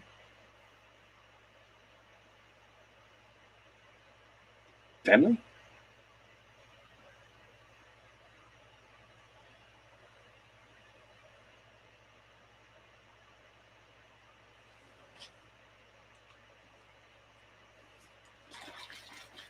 I didn't know that was Sam Rockwell either.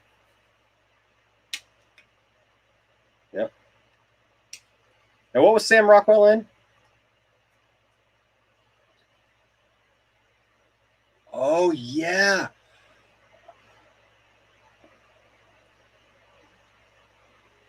And now they're all going up. What does that mean? I mean, going down is one thing, but coming back up is something else.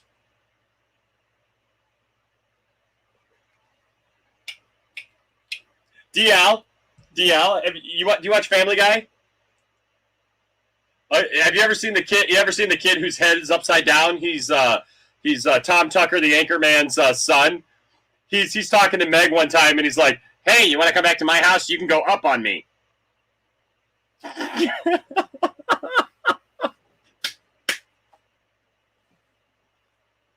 Yeah. Here it is.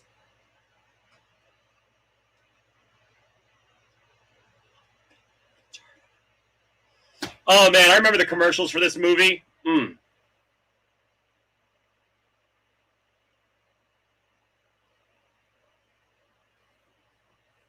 Dude, check it out.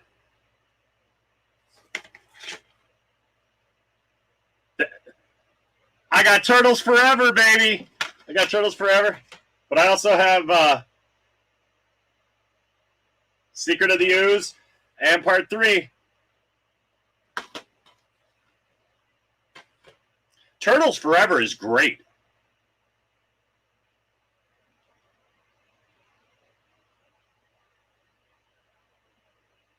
Yes. Oh, this moment. Oh my gosh. I'll tell you what, this movie puts everything together so perfectly. I mean, the setup for this fight and everything, and then the respect, but yet it still has that. Oh, it's so good.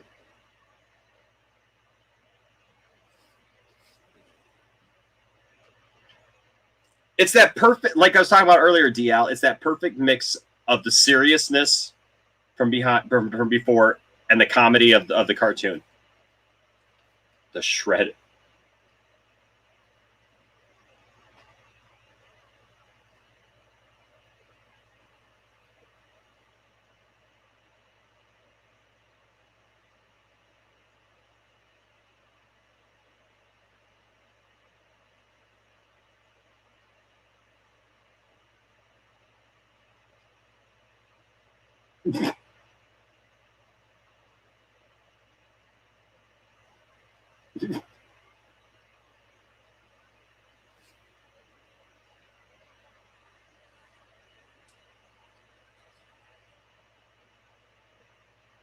You're right, Jimmy, on YouTube. You just don't make them like this anymore.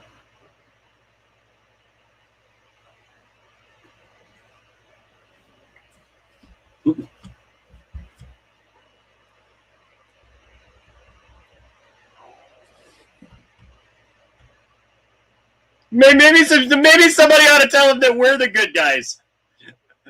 Well, he did see you go down. He did see you go down, so maybe, he doesn't get it.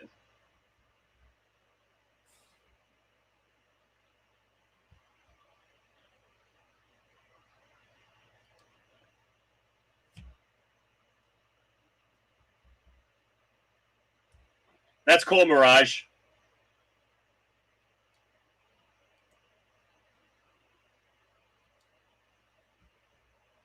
I know, man. I'm waiting any minute for the announcement of who's going to be at our Comic-Con.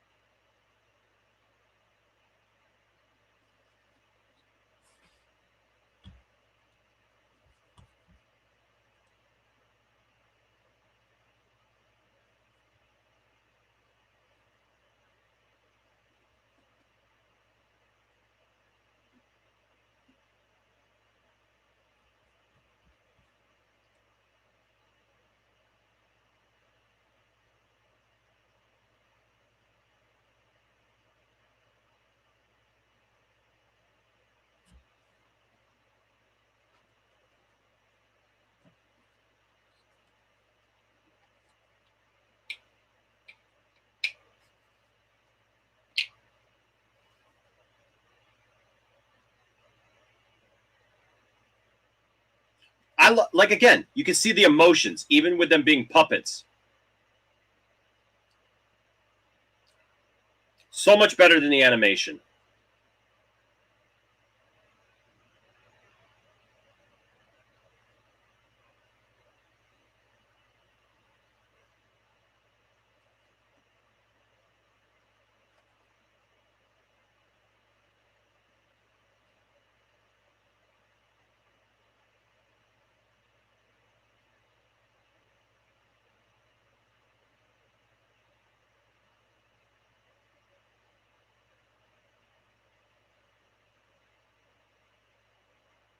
Mm.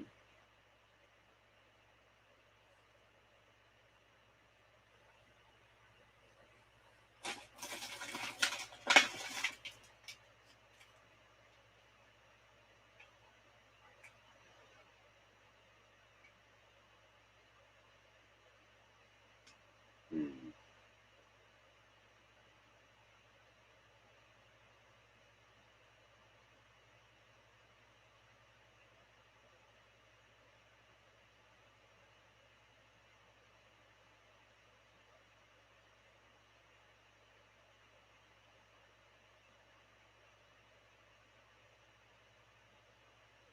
Effortlessly.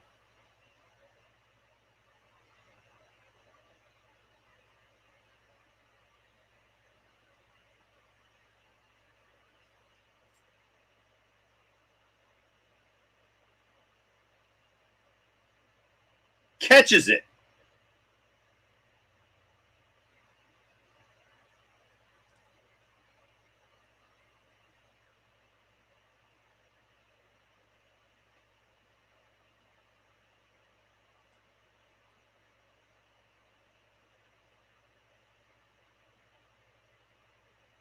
Whoops.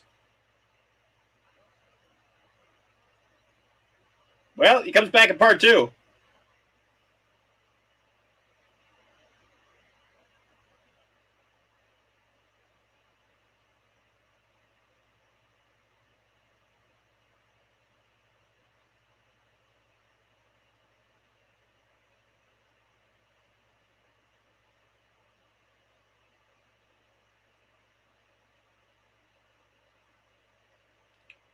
Well, I know, Jimmy.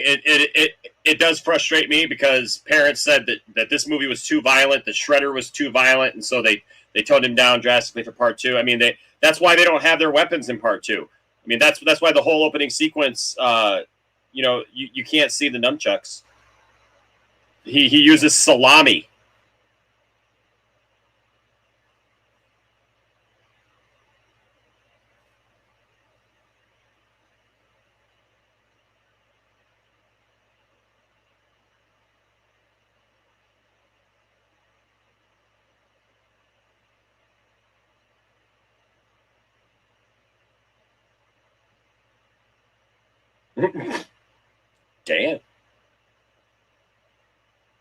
Dan Skywalker.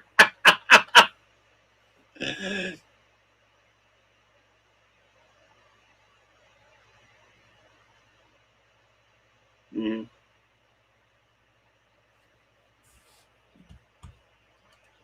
They have, yeah. H Bart says Shredder just tore his quad. Cheer one, cheer one.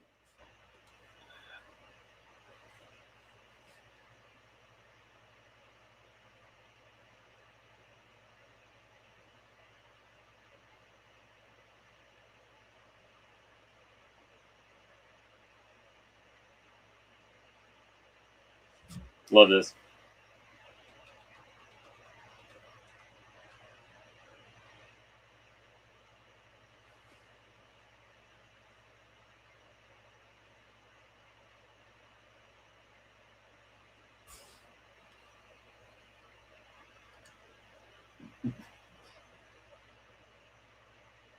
H. Bart says, cheer one. This is Zack Snyder's weirdest movie.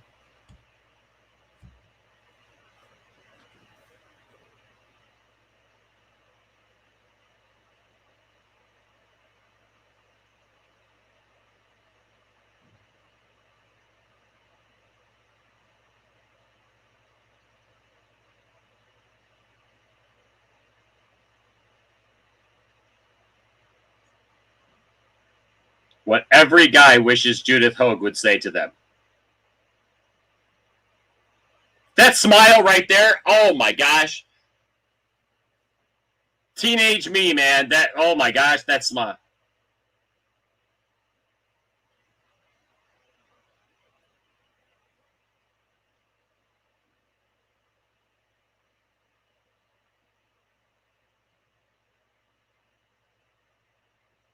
Yep.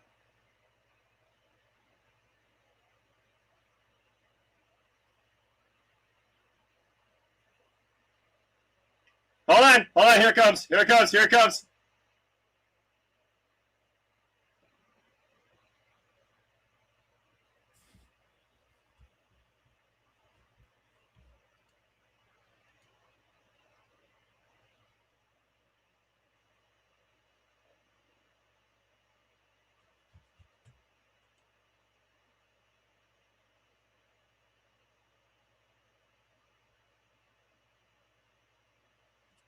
This song.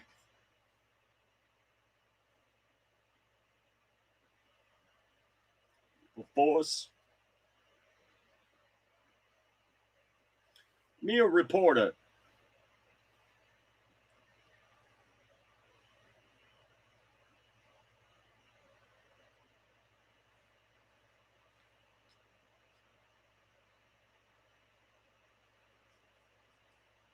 That one? Turtle Power. Turtlt Power. Turtlt Power. Teenage Mutant Ninja Turtles. RTLE Power. TURTLE Power. TURTLE Power. Teenage Mutant Ninja Turtles.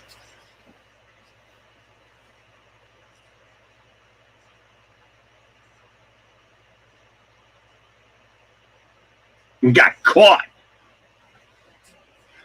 So then he says, this song inspired Enosh's Justice League rap.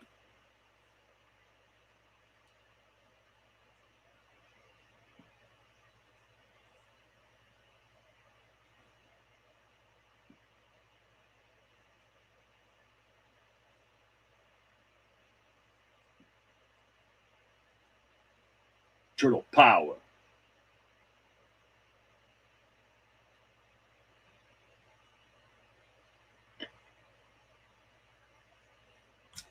Yep.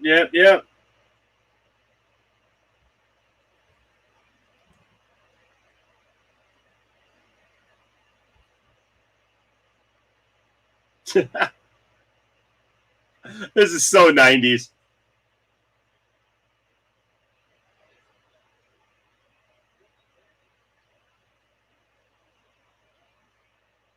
Did they say that Raph is the leader?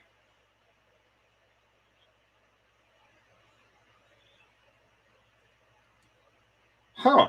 Interesting. Well, that's interesting.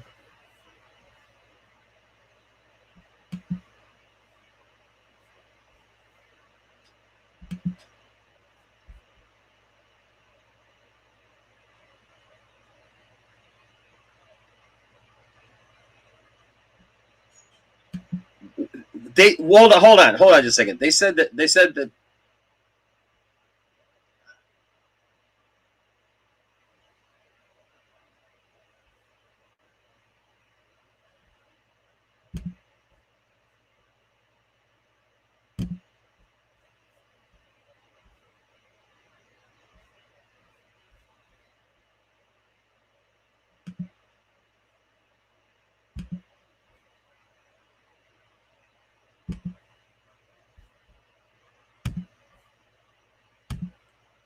I'm gonna see if I can bring you all into okay, cool. Yes, I did this.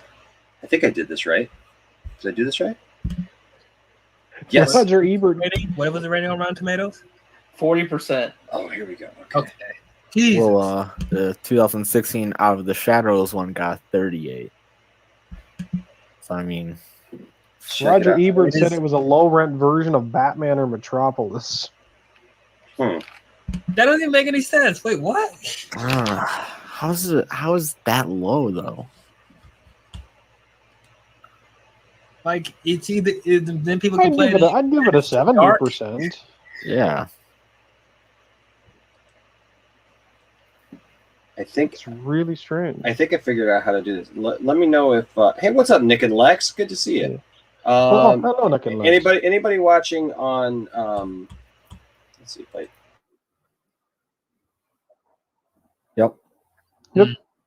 Yep.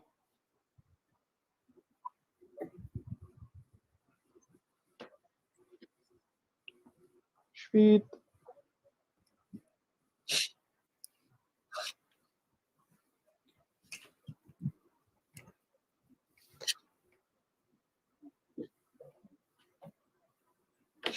Yeah.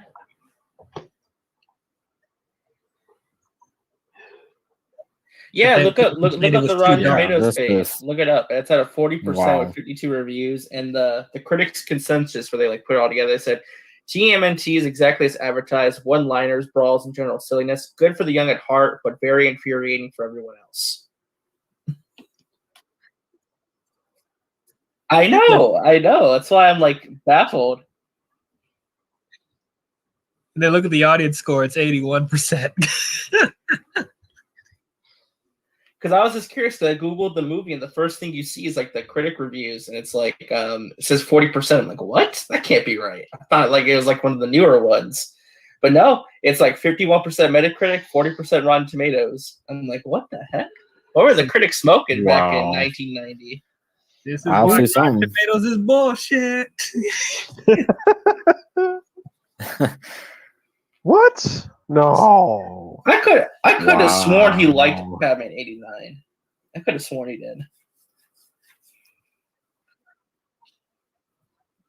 Yeah, absolutely. Yes.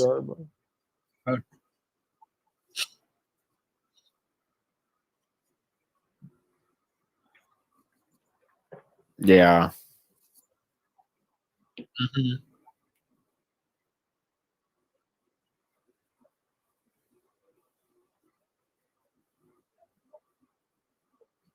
Yeah.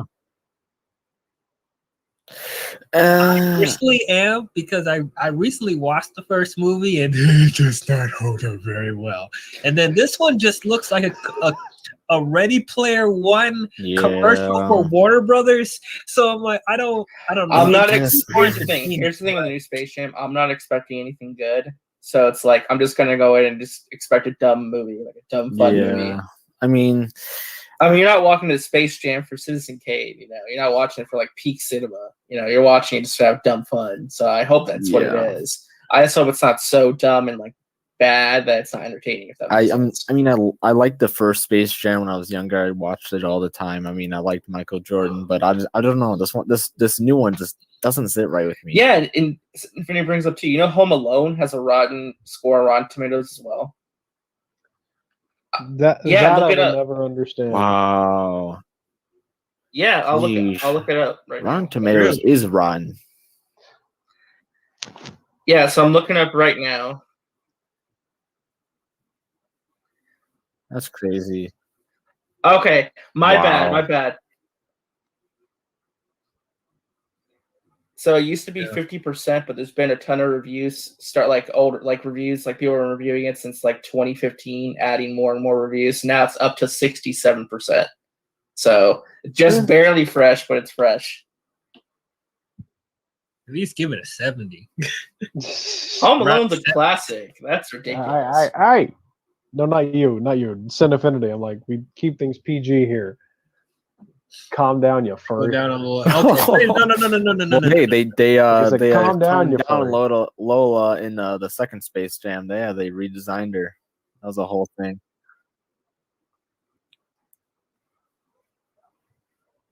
Well, they did that in the first one, but now in the second one, they didn't do that, and people were like, "What?" That's some furries complaining. Some furries. Yeah. I will say, Yeah. I will say Zendaya's voice for her is kind of distracting. I'll be honest. I hope it's better in the movie, but like when I'm hearing commercials and stuff like that, I'm like, oh, that's Zendaya. Yeah. That's like most celebrity voices in these kids' movies, though. It's very rare you find a celebrity actually does like really genuinely good voice work where you don't even hear them, like the actor, Yeah.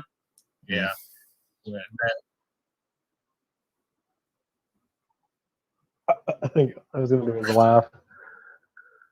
Pumbaa, he did good. Oh, you know who's even better? Beyonce.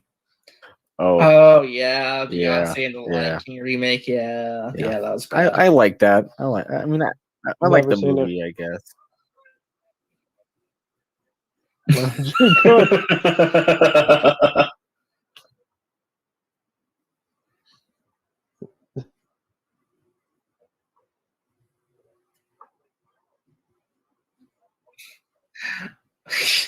I don't know why. Did you hear that clicking sound in the distance? Did you hear that clicking sound and you hear like what sounds like gears grinding? That's the sound of you opening a can of worms that should not be open. I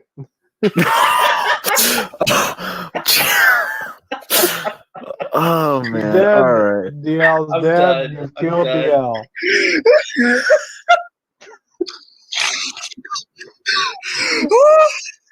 You eat this boy out of the stream, man. Jeez. What? It's just applause, like.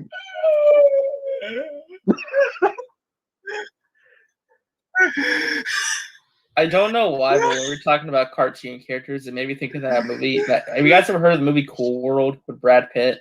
And I think it was Kate Beckinsale. Yeah. Was it Kate Beckinsale?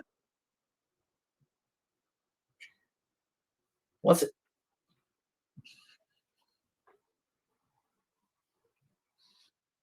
Oh, Kim Basinger.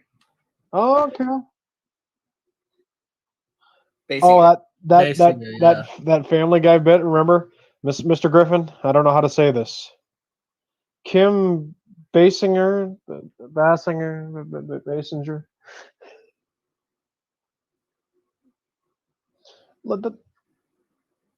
Very weird movie. I'll say that. Cool World? Yes.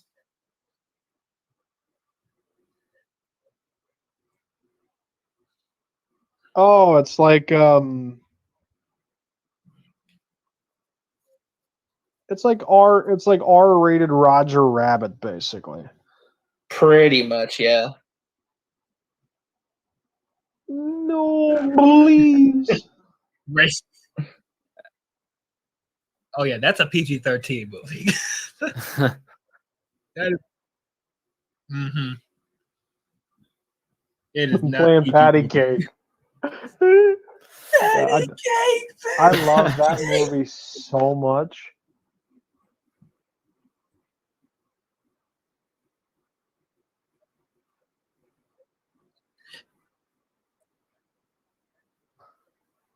Still ain't right. No. Is it hypocritical? Yes, but we will not poke at this. Double standards. Literally and figuratively. Well, here's a question: is Roger Rabbit a hero? Would Roger Rabbit go down? I'm just saying, does Roger Rabbit go down? That's the question. That's the question. Is he? Technically, he's not a hero. He's a little bit of a coward, so maybe he does go down. Well, this was fun. yeah. Well, Batman certainly goes down. I approve Batman eating the coochie. Mm-hmm.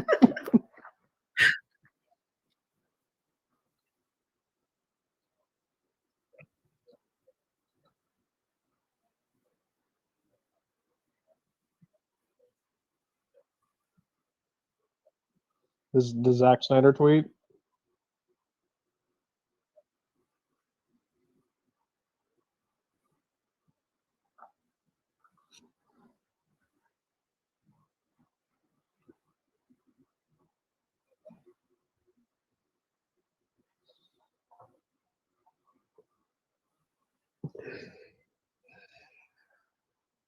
Yeah, and it's also, part of life. It's reproduction. It's how we evolve as a species and continue.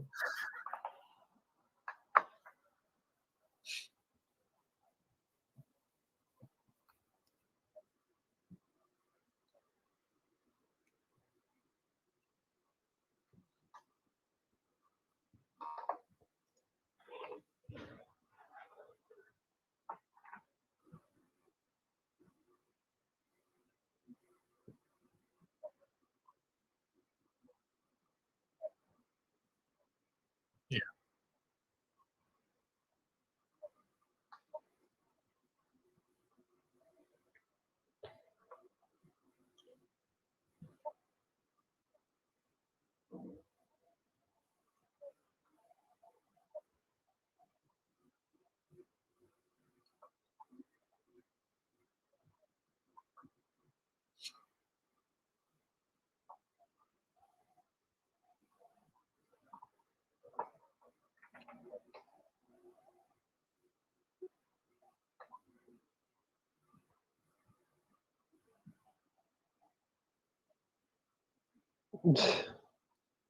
No, we are.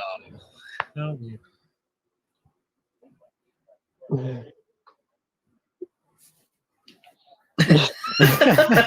He's very scared. He's very scared. It was funny. It was funny last night because he was doing his stream last night, and he was like, "Ask me anything, guys." I'm like, asked him like, "How are babies are made?" And he was all awkward about it. I'm like, "Don't actually answer that." You use the Force to influence the midichlorians to create life. Yeah.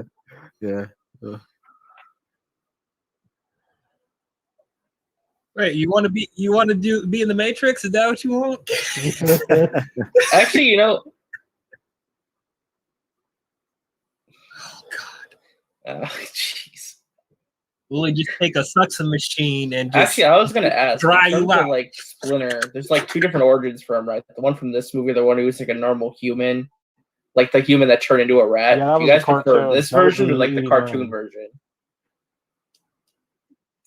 Like, what Splinter origin do you guys prefer? The one from this movie, or the one where he was a human that turned into a rat? I like the rat better. Like it makes more. It just kind of it fits the world building, I think, a little bit better, and plus it's kind of a little bit more out there, and just the fact that you already have turtles that have been, turned into talking, moving, sentient animals by ooze. What's not to add a rat? But turning a human into a rat always felt a little odd for me.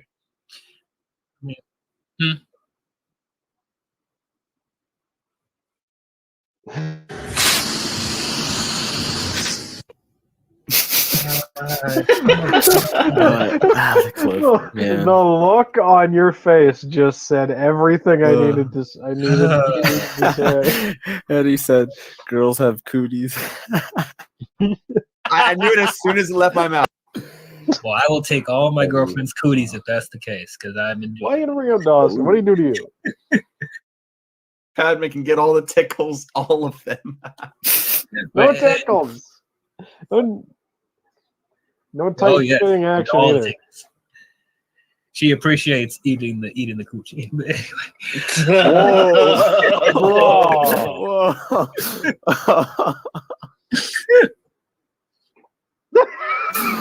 Who said I was worried? I was worried. She's probably shaking her head watching this. If she's watching, she's like, "Oh Lord." Yeah, she won't watch this. You hear the door. Hear the door. I can't. Hear the door slam open. What'd you just say? No, I didn't mean it. No. It's like a lot of different tentacles and like. Well, we might not see DL for a couple days. Might leave we'll hear abruptly. in 5 days something happened. I'm streaming on the couch. Oh man, that was. Anyway. Okay, keep telling yourself. Anyway, I do want to talk about the Splinter. I'm so honored. I'm so honored to be a job. I don't know. Oh man, this was a fun night.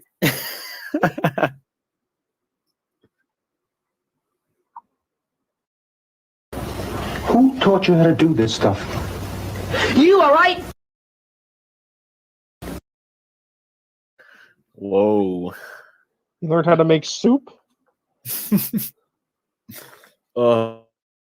your butthole itch? I hate that drop so much. I hate that. I can still call Enosh out for eating the meat. And he'd look at, well, you ate the meat too. Okay, but that still doesn't negate the fact you also ate the frickin'. Oh geez. That seems like a what was that related to, that one? It sounds like something it sounds like some.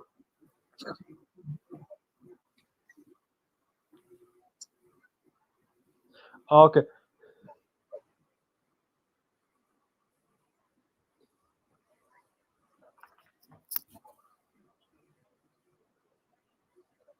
Yeah. Oh yeah. It was a very strange analogy. Yeah, it sounds, You know what it sounds very like? strange. It sounded like that argument in Always Sunny when they think they've eaten human flesh and they're having the argument about like whether or not they should go and try and find more. You know what I'm talking about? Cricket. Oh no, like Frank tricks them into eating raccoon meat and they tell them that it's human meat. Anyways, it's funny.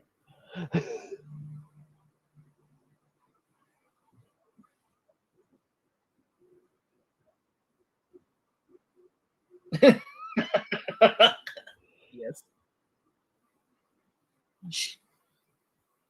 What'd you say, dude? No, No. I don't think so. No.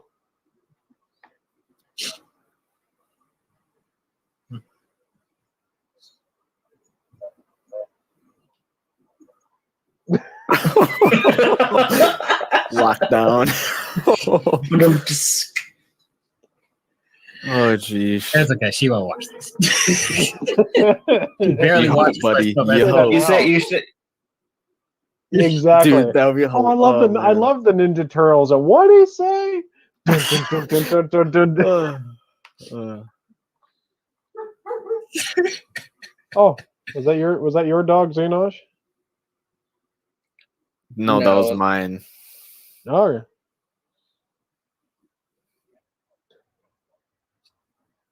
I apologize. Yeah, I'm fine with either one, to be honest, because like I said, we have so many versions. Like the Nickelodeon one, that's when they did Yoshi being Splinter. Like I think that's interesting because I guess it gives another layer to Yoshi because we don't know that much about him before he dies. So it just adds kind of a layer to it if he did become the rat. But also, I'm okay with Splinter being a separate rat that's trained by Yoshi, mimicking movements from a cage. Even though that's entertaining, that is kind of silly too. So that's another reason why I'm like, I'm okay with him turning to a rat as well. But either way, I'm fine with it. I think even the '80s show, like the '80s cartoon, had him as a human as well, like Yoshi that got turned into a rat.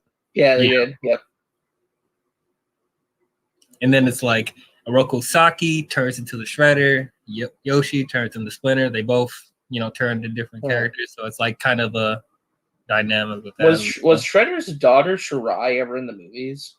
Like that's what I was asking. The original trilogy. Or wait, I think she might have been in the first Michael Bay one, but I'm not sure. But other than that, okay. I don't think so.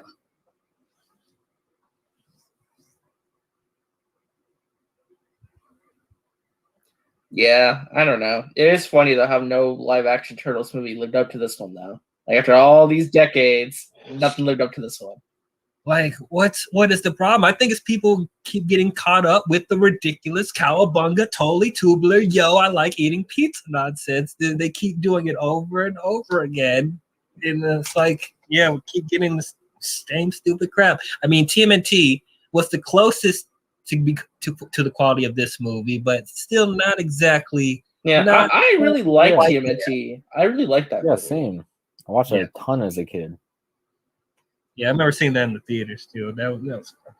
Yeah, I mean, If they weren't focused on the monsters, the 12 monsters, who cares about these 12 monsters? I want to focus on the turtles.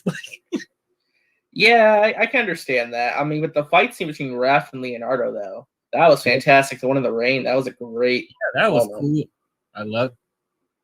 I mean, I'm hopeful that this new movie coming out is going to be good. It seems like it's taking a very different approach, but maybe that is something that's needed right now, I guess. So definitely needed, but as I said, like Seth Rogen, I don't know.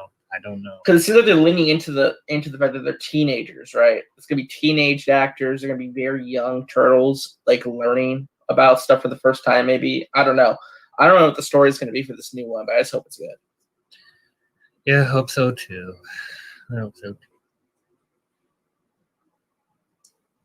Because I think they're doing a Netflix movie based off the new cartoon that ended recently. The recent, Was it the Rise of the TMNT cartoon? Oh, that? Oh God. Yeah. Hey, some people don't like it, but the animation's incredible. Like the animation for those fight scenes, it's amazing. So like the 2D animation. Already on it. I don't like the animation in that. It looks too. This is gonna be a weird argument because I'm an anime fan, but it looks like a mix between anime and the animation, the bad animation in Cartoon Network. It feels like a mixture of those two, and I just don't like it.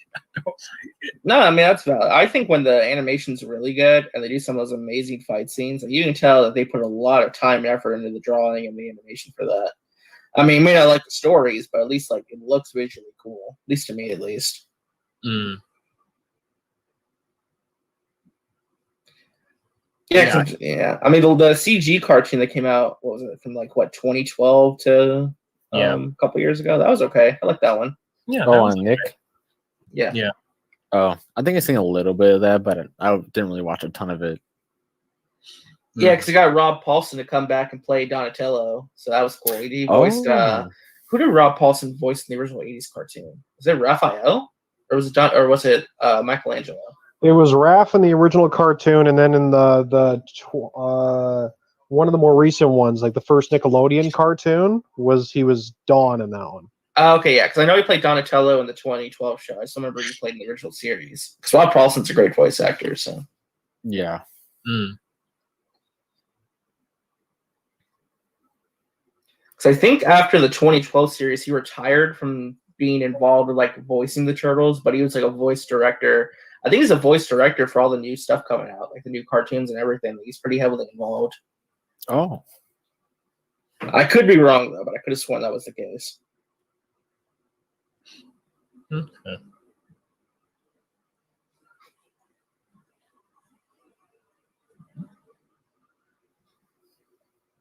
Checking something. I just can't believe Sam Rockwell was 22 when that came out, or when he was in Yeah, it. that was the craziest thing. Seeing Sam This Rockwell is there. wow. He just looks totally different. It's just like wow. Yeah. It was hard to recognize him at first until I think it was TW that said something. I was like, "Geesh, wow." Nuts. He's a phenomenal actor as well too. He is a really good actor. Yeah. Iron Man 2, etc. Yep, the Poltergeist remake. Oh, dog! I didn't even want to think of that. Don't bring that up. Don't bring that up. Sam Rockwell was great in Jojo Rabbit. If you guys haven't watched yeah, the movie, yeah. it's fantastic. I haven't in that seen one. it. It's an awesome movie. Yeah, Jojo Rabbit's awesome. You should watch it if you can. I think it's on good. I HBO love it. Max. He's on HBO Max?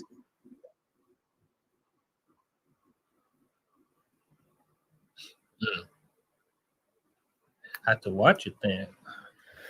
Yeah, it's really good. I really enjoyed it.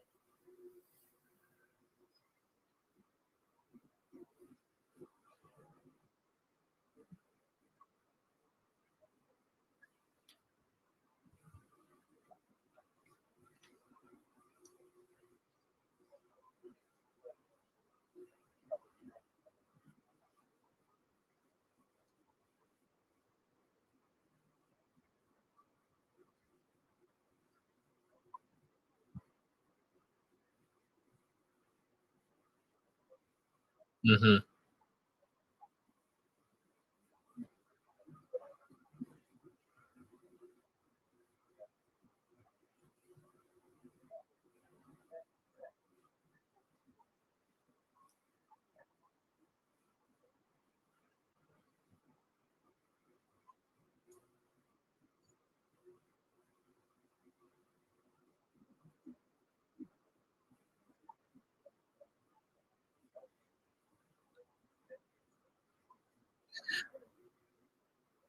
No. We can hear you.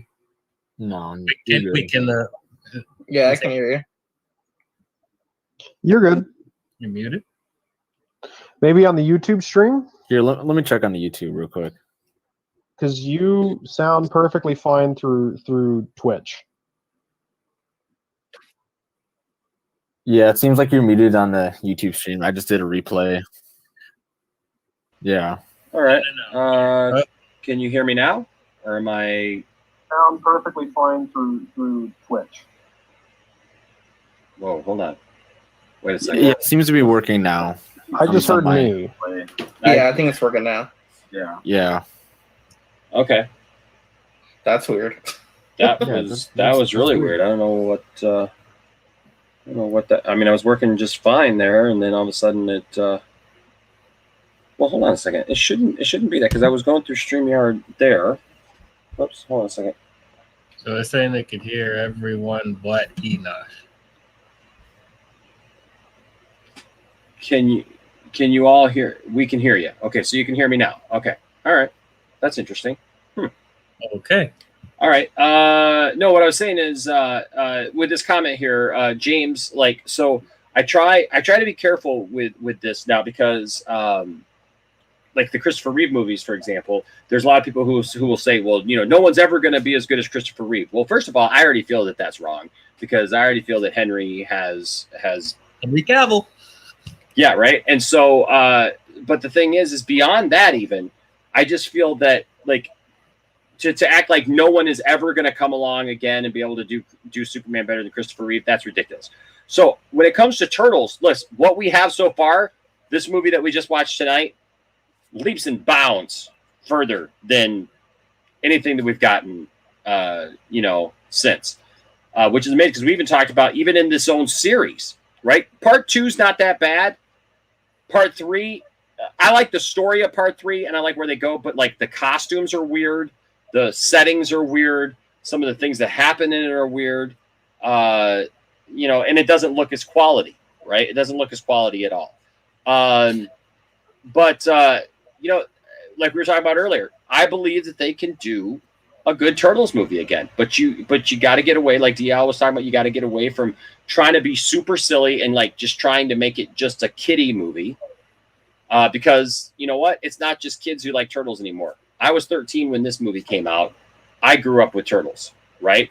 And so there's tons of people now who've grown up with Turtles. It's about having the right blend. Yeah, and this movie finds the right blend between all of that. And so I really feel with going forward with it, we need to have I don't know, man. I'm just a big proponent of now that the Turtles need to look like they're really in the world that they're in. And we've seen them do this. I don't know what it's going to take, but these animated Turtles that we've seen in real live action has just not done it for me. And I don't going to go ahead. I'm sorry. Okay, I was just saying I'm going to slightly disagree with you. I know everyone hates the Michael Bay films, and I'm not defending them. They're not good. They're not good movies. I'm not going to defend them on that note. But I do think there's some really good things in there. The CGI was one of them. I thought the CGI for the Turtles looked really good. Now the designs, that's another question. I didn't like that they were hulking and massive, and I didn't like that they had a bunch of junk on them. That was unnecessary. But as far as them being translated in the real world, I believed they were there personally. I thought the CGI for them was really good. So I think CGI could work really well for the Turtles. I think the main problem with those Michael Bay films, in my opinion, was the script. The script was 1000%. Yeah. The script was awful. But I think there's a lot of elements in there, and you could tell because they had pseudo interference because Michael Bay wanted to make them alien turtles, and everyone was pissed about that. I remember, what was it? William Fichtner was going to be Shredder, but they changed it at the last minute via reshoots. Yeah. So it's like, I feel like there's a lot of good things in those Michael Bay Turtles movies if they just found someone else instead of Michael Bay and the director of Wrath of the Titans. Like, what? Yeah. Well, here's the thing. I appreciate the sequel only because they introduced Bebop, Rocksteady, and Krang. But they still managed to screw it up a little bit, though. Like, all those great characters, like, how do you still mess this up, in a way? You know? I don't understand it. And then Casey Jones, Baxter Stockman, it's like, this could have been an amazing movie. Right. Oh, my God. I do agree. Mikey worked for me in that movie. I felt that Mikey worked pretty well for me in that movie. But other than that, the other ones just did not. And I really feel now, DL, you tell me how you feel about this, because I felt like they really did a kind of a weird thing with like racially, like with almost like the race of the Turtles, right? Like, I mean, I don't even know how to explain that. I mean, like that they almost, there were times where, like, I don't know. I've never looked at the Turtles are green, right? So like so I've never looked at the Turtles as being white or black or whatever, but it seemed like they tried to go out of their way at some point, like sometimes, and kind of try to make them more urban or make them like they were people of color or something. I mean, did you get that vibe at all? Okay. In the Michael Bay films? Yeah, I mean, as far as them acting like another race, like black, I didn't get that. Okay.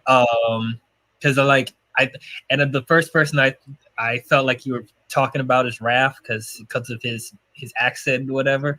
It felt consistent with the older movies, to be honest, like the way they're acting in their inflection. Other than Donatello, because Donatello was really different in this movie, in the original movie. And they had different voice actor. He was more nerdy in other ones, which I like personally. But for them being urban, that goes back to what I was saying, like with their design, that there's a whole bunch of stuff on them, like especially Donatello with the glasses and the goggles and all the other stuff. Like, I think that was their way of trying to make them more urban and with the culture or whatever. Yeah. That's them trying to translate to live action. I felt like that part was heavy-handed a bit, but I understood what they were trying to do though. They were trying to make it more realistic, not like realistic, I guess. I mean, to make it more how they would be in our time period, like in the late 2000s. How would the Turtles react in our time period? And I felt like that's what I felt they were trying to go for, that approach. Some of it worked, but as I said, it was heavy-handed. Like, okay, we get it. Don's a nerd. He doesn't need the glasses and stuff like that. Okay, Mike's trying to be cool. He doesn't need the sunglasses and the skateboards and the necklaces, whatever. Okay, Raph is a hothead. We don't need the sunglasses and him being all tough. I mean, he's tough anyway. But Leonardo's pretty much like the most chill design. Yeah, they gave him a lot of the Japanese stuff though, if you notice. Yeah, I like his design a lot. But yeah, so as far as like them acting kind of like another race or like weird, whatever, I get what you're trying to say, Inish. I didn't feel that, but I did feel like they were trying to overdo the urban stuff in there. So I can kind of see what you're saying. Okay. Yeah. It was just kind of strange. To me, anyways. To me, I just like. Mm-hmm. I don't know. What's the scene? It's been a while since I've got those movies too. We could always watch one of those. But for some reason, if we really wanted to punish ourselves, I'll be up for it. I know a lot of people be like, "Oh, God, titled that the torture stream." Right. But like, there's a one scene. Like, what is it? What's the scene that has to do with rap music that they like discovered rap music, or they? Oh, is it the elevator scene? Where they're going up to fight Shredder and they're like the little yeah. Oh, they were doing like a thing with their weapons and they're doing that's one of the best parts of the movie. I agree. I agree. That's one of the best parts of the movie. But no, there's another scene, isn't there, when they're down in the sewer and they're like listening to music? Oh yeah, they're listening to A Few Times I've Been Around That Jack was not doing it. Yeah. Because they ain't no holla black girl. Yeah, it's just weird stuff. Shifty Gizzard here says if they're updated, I could see them being heavily influenced by hip hop culture as they looked up at the real world growing up in New York City. I really imagine them being super into Wu-Tang. No, I mean, he's not wrong. It's like, I think it makes sense for the Turtles to, like, as they evolve into modern times, be more inspired by the culture of New York. You know, New York is a melting pot of different cultures, right? Yeah. So it makes sense for them to adopt some of that hip hop stuff into like the Turtles. You know, it just has to be handled correctly, if that makes sense, you know? Mm-hmm. So, yeah, it may seem kind of dated to hear them listening to Holla Back Girl, but, like, it makes sense, especially when they were, if we're guessing, like, how old they were when they were kids, that it will probably be around the time when that song is hot. So I'm like, okay, I'll let that slide. Yeah. Yeah, no, I hear you. But man, I think we all agree though. Like the movie we just watched really does stand up still to this day. It's automatically better by not having Megan Fox. It was great. Oh my God, Megan Fox and Stephen Amell, Jesus Christ. I don't know about that casting though. You're welcome. You're welcome, Cinefinity. You ruined Arrow and Casey Jones. So should we do a watch party for Space Jam to get ready for the new movie next month? I mean, I'll be sure. down. Why not? I have never seen Space Jam. It'll be really? Never seen it. Wow. Okay, that's gonna be fun then. I've never seen Space Jam. I've never seen Space Jam. Come on, MJ though. Well, yeah, MJ.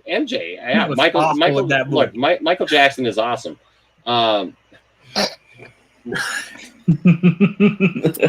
was like, wait, what? What? Michael Jackson's in this movie? What? No. Michael Jordan. Look, if you get me started talking about Michael Jordan and I'll just make sure I got a Twitch notification. I'll just make sure we didn't get shut down.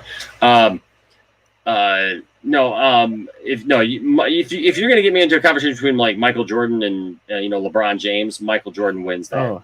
Hands down. I mean, yeah, sorry, with the accomplishments, the awards. I mean, I could go on for that because it's just ridiculous. Heck yeah, I am. Larry Bird all day long. Where is Larry Bird? Is Larry Bird in Space Jam? I think he has a cameo. Yeah, Is it- yeah. I think he's. Yeah, I think I don't know. I can't remember. It's been a while. I but could have think sworn he so. was in there. It was like I think Charles I know Patrick Ewing was in Space Jam. I think Charles Barkley was in there too. Yes, I Charles think so. Barkley. Yeah, yeah. Barkley, Ewing, the Muggsy Bogues. I'm trying to Bill think. It's been so long since I watched it. Bill Murray's in there. Wayne Knight's in there. You know, I'm surprised you never Murray watched is one of Space my Jam before, Enosh. I thought you would have seen that. Yeah, Space Jam You've never seen 2 Space has a Jam? nice cast too. That They was got Dame when did that movie Lillard. came out? That movie came out in 90. 94? 95? Okay, well, see, that's why though. Because like I graduated in 95, so like Oh, 96. There you go. well then yeah. So then like I was like 19 years old. That movie wouldn't have been on my radar at that point. Are you a Looney Tunes fan? I was a Looney Tune fan, but I'll be honest with you. I'll be honest with you, and this is just the truth. Besides Tiny Toon Adventures, I have never been impressed with any incarnation of Looney Tunes that they've tried to revamp. Huh. Oh, you didn't like the Looney Tunes show? No. On Cartoon No, Network. What about I Animaniacs? like that one. Well, Animaniacs, I don't look at that as Looney Tunes. The Animaniacs was its Me own neither. thing. All that stuff is awesome. Okay. But every time they try to redo Looney Tunes, they try to make them hip, or they try to make them like culturally different or whatever, and then they get away from the things that actually made Looney Tunes funny. Back then. I mean, and that's not my generation, because I mean I grew up in the 80s, right? So I mean, like, yeah, we got a lot of Looney Tunes. We saw a lot of Looney Tunes stuff. But I mean, those go back to the 30s and the 40s and the 50s, you know what I mean, and stuff like that. So, so it's just, I don't know. There's just something that every time they try to like modernize Looney Tunes, it just doesn't work for me. I don't know. There's just something about it. And so I remember when I saw that. Plus, Brendan Fraser was in it, and it just looked like a Looney Tunes back in action. Yeah, well, that one too. Yeah, because wait, hold on. So yeah, because that's right. Because that's not Space Jam. That was Looney Tunes back in it. Like every time though that they try to do that stuff, it's just, I don't know. It just does not come across. It just doesn't come across well to me. Looney Tunes Back in Action is a guilty pleasure movie for me because I grew up watching that movie a lot. But you like a lot of stuff that sucks, Resident Justice. I mean, come on. Another bad take. That's not true. I'm kidding. That's not true. But yeah, I'm with you though right there, Enosh, because I grew up with the classic Looney Tunes cartoons, and like that's the funniest stuff I've seen. Even though I did like some of the updated stuff, like if anyone remembers the Duck Dodgers show, I thought the Duck Dodgers. Oh yeah, Duck Dodgers, yeah. Mm-hmm. And then I did like the Looney Tunes show. I did watch a couple of the episodes of the HBO Max Looney Tunes stuff, and that was all right. I haven't seen any of that stuff yet. I love the 04 Duck Dodgers show. The strangest cameos on that show, like Tom Jones was a voice on that show in one episode. Dave Mustaine was in an episode as himself. Really? Basically, what happens is the Martians have put out a frequency that turns all music in the universe to smooth jazz. And so Duck Dodgers, his solution is to unfreeze Dave Mustaine, the frontman for Megadeth, for those who don't know, from cryostasis to try and make music awesome again. But he forgets who he is. He has no idea who he is or anything to do with Megadeth or anything until the end, and then it all clicks in. Yeah. But what I noticed with these Space Jam movies, they're not capturing the full essence of the Looney Tunes. They don't seem as funny as they are with the regular shows. And it's just I can agree with that. I can agree with that. Yeah. It's like these are your flagship characters. Like I don't understand why they're missing the ball. you know. Well, that's the thing is, but like even Disney, I'll be honest with you, like, so Disney even, I don't think does a good job of capturing, like some of their classic characters, like in the 80s and the 90s, right? We got things like DuckTales, DuckTales was amazing, right? You got things like Tailspin that they did really well with. Chippendales Rescue Rangers did really, really well. Oh yeah, and like they deviated from those originals, but they gave it a story and they gave it like a reason, right, for being. But you notice like even when they tried that Mickey Mouse and Minnie show, didn't really go over well. Like people love Mickey Mouse, but they don't necessarily love Mickey Mouse in stuff. Because Mickey Mouse is the most boring character. Just say little kids. like when you had like the Mickey Mouse Clubhouse, little kids loved Mickey Mouse on the Mickey Mouse Clubhouse. But as far as like being in pop culture, as far as like being in something today, yeah, there's no like people love Mickey Mouse. There's adults that love Mickey Mouse, but they don't watch Mickey Mouse in anything. Like anything new that comes out with Mickey Mouse, like they don't really watch any of that stuff. You know, he's just a mascot. Yeah, he's basically just a mascot. And honestly, that's what Bugs Bunny has become largely. Is like, yeah, I can buy that. People love Bugs Bunny. They remember Bugs Bunny as to what Bugs Bunny was. They remember Daffy Duck for what they were, but they just don't connect with they them just now. don't connect with them now, you know. And it's weird. Have you guys I don't know if you guys have seen this on the channel, but me and a buddy of my buddy Matt from Canada, we redubbed a Warner Brothers cartoon of the duck season thing. Oh yeah. Have you guys seen that? We did this audio way back in like maybe like 2000, 2001, and it sat there as audio for like 2 decades, like literally until like a year and a half ago or something like that. And I finally had the technology I finally found the entire cartoon digitally that I could download and like put our audio over it, because what we did was we did this whole mock-up as if they were trying to reboot Looney Tunes, but with an aging Hulk Hogan and Macho Man Randy Savage as Bugs Bunny and Daffy Duck. What? Oh yeah. Oh yeah. That's funny. Oh, it was pretty good. Maybe this will let me do it, because actually I'm actually quite proud of it, because I put it to video, and so there's actually like 30. So this is just the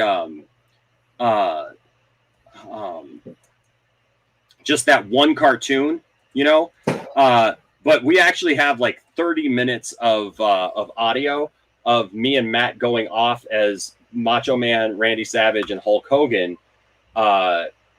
doing this thing, because basically the idea was that Hulk Hogan and Macho Man had been friends, and they ended up living together in like a place out in California, and they couldn't find a job, and so like they were looking for a job and stuff, and Warner Brothers finally called them up to do this thing. And then afterwards, after this is done, we went off on this whole thing of like other jobs they tried to get, you know, but they couldn't like really get a job for anything. So let me see if I can get this to share again. Dork Knight, yes, I do remember Lunatics Unleashed. That was so freaking weird. Oh, it does. Cool. Okay. So let me see if I can do this. Oh, I can't do that. Hold on a second. Let me see if I can do this. He did have a rap album. Okay, so I'm going to put this up here like this. Okay, so people will be able to hear us, and I'll be able to hear you guys react to it. But I don't think I can put all of us up at the same time. So because I'm sharing again. So it's amazing that I get this. But tell me if you guys can hear the audio from this when I play it. Hello. Good evening. Can you hear the audio? You're welcome. Okay. What you are about to witness is what some intellectuals may refer to as Oh, that's why. Yeah, if you're on the stupid. Twitch stream, you won't. You see, it is not the comedy. Can you pull up your YouTube at the same time?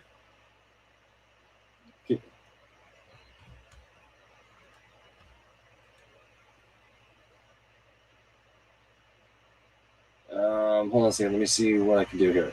So there's that. I got that in there. Oh, you know what? Maybe I can do this. Hold on just a second. Give me 2 seconds, and let me see if I can. Yeah, I'm gonna do it through the Twitch thing instead of.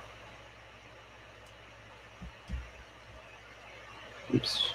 Yeah, I can do this. I'm gonna add that to stream, and then I should be able to do this. Share. Yeah, I'm gonna share audio instead of. Did that do it? Yeah. I think that'll work. Okay. All right, so tell me if you guys can hear this when I push play. Share. Hello Yeah, we're gonna hear it. Yep. and welcome. Okay. I filmed What you are this about little to witness extra thing here. What some intellectuals may refer to as stupid. You see, it is not the comedy that you may be used to, the highbrow, well-written, well-thought-out and produced comedy sketches and skits that you may have seen on TV. Oh no. Or you can find on the This Sunday is quite podcast every Sunday at literally 3:30 a on Nerdy concept Many Ways. birthed out of the minds of two young men roughly 18 years ago while driving around in a vehicle at 4 a.m. in Sarnia, Ontario, Canada. It is something that was later recorded into an audio format that was only brought out occasionally for people to listen to, some to laughter, some to confusion, and some to just wanting to leave the room. What is this concept, you may ask? Well, let me explain it to you before you are able to see it. It is quite simple, really. What if Hulk Hogan and Macho Man Randy Savage, the wrestling titans that they were, had retired from wrestling together and gone on, of course, to live together as friends, because they wouldn't have any other friends or family, of course, in this concept. They would, of course, somehow need employment, so they would seek that out, whether it be in Hollywood or any part-time job they could find. This would go on, of course, until they finally got their big break. That of Warner Brothers discovering them and deciding to use their voices to voice over a new rendition, a reboot, if you will, of the classic Warner Brothers Looney Tune cartoon. Rabbit season? That is your concept for tonight. It shows rabbits. Now, this has been audio that has sat around my house, like I said, for 18 years. So you may appreciate this. You may get it, or you may not. Quite frankly, I just wanted to finally put this audio in its rightful format with the video that it is intended to go with. So yes, tonight you will see, for the first time ever, Macho Man Randy Savage and Hulk Hogan portray Bugs Bunny and Daffy Duck versus Elmer Fudd in Rabbit Season. I do hope you enjoy it, but if not, just know this. Matt, this is for you. Thank you for inspiring me and for being my friend and for being a part of this moment of craziness.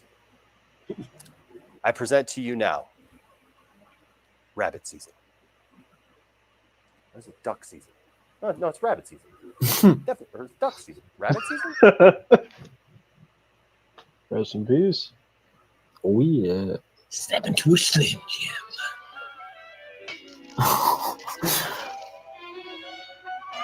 We caught up with Hulk Hogan and Macho Man Randy Savage in their luxurious Ventura, California estate, where they had lived in a post-wrestling haven for the last 10 years. Macho dude, pour me another glass of buttermilk, guy. All right, let me get it right here, Key. See, what a lot of people don't realize, right, is that when wrestling was over for us, there wasn't too many jobs out there. You know what I'm saying, brother? It was a desperate situation. I know what you mean, dude. I mean, you know, I went down to McDonald's and stuff, right? But they were like, no, man, we can't have you working back here, you know? And, you know, because you're my hair and my beard and stuff, you know. They didn't like sweating all over the burgers either, but I thought it was cool. I thought it would bring more business, but they didn't like it. Oh, really didn't have a problem with the hair thing, though. You know Is he constipated? You all right there, buddy? Yeah, I just gotta go to the bathroom. Be right back. So you see, we tried our hands at many different things. I mean, I know one time I tried to be a janitor and all, but you know, I'm not very clean myself, so it's kind of hard to clean up after other people's. Oh boy. Well, I'm back from the bathroom, dude. Thought you should know that. So we set out, you know, after I won the World Wrestling Federation title, right, and I held on. So you guys do Wabbit season of You know, this? it was, yes. It was a rough period because, you know, Oh, just wait. This is the little lead up to it. No one was wrestling. Oh, And so they were jeez. just thrown out into this world, you know. I remember looking at the Brian was here. movies, right? And I remember, I went to interview for this one movie, you know. I was gonna be, you know, the voice of George Jetson in the Jetson movie, right? Well, you sound exactly like that. Well, that's what I thought too. I thought I was a shoo-in. But so, you know, I went in and I did my thing. They didn't really seem to be too impressed, you know, and I left, you know. And I mean, I tried many things. I tried a pilot. You know, I was gonna be on Friends, right? I was gonna be Joey, but you know, they wouldn't let me be Joey because they said I was too big and burly. Honestly, dude, I thought you fit the part exactly. I thought so too. Oh no, I'm the girl in that one. You know, the one that Joey hangs around all the time. Oh yeah, I know what you're saying. But anyways, what was I talking about again? Something about how you have no friends at all. Oh, that's right. Yeah, so I don't have any friends. Matt does a right? good Hogan. Except for Hogan. You know, Hogan's been hanging around. And anyway, dude. So it turns out you tried to get into the episode of Friends. What Macho didn't know is that I was somewhere half around. This is when I first started doing my macho impersonation, by the way. Lead in Batman. No, I wasn't Batman. I was just some guy in the street. I was a passerby that was supposed to give him a hard time. But you know what, dude? They said I wasn't right. They said they'd recognize me as the Hulkster. And I said, you know what? Well, maybe Hulkamania should run wild on you. Gotta go again. Yeah. Warner Brothers, right? Our biggest part, really, since we got out of the whole wrestling business, okay?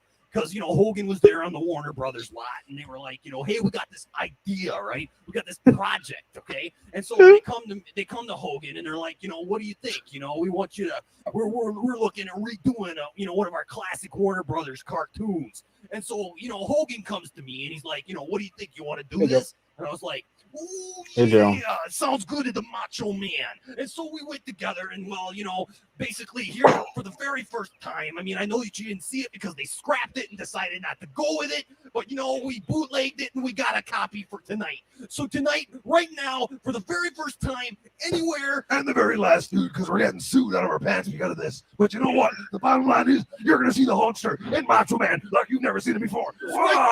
We're going to tear it up Warner Brothers style. So right now, sit back, relax, and enjoy for your listening ears Hulk Hogan and Macho Man Randy Savage in the greatest match of all time versus Elmer Fudd.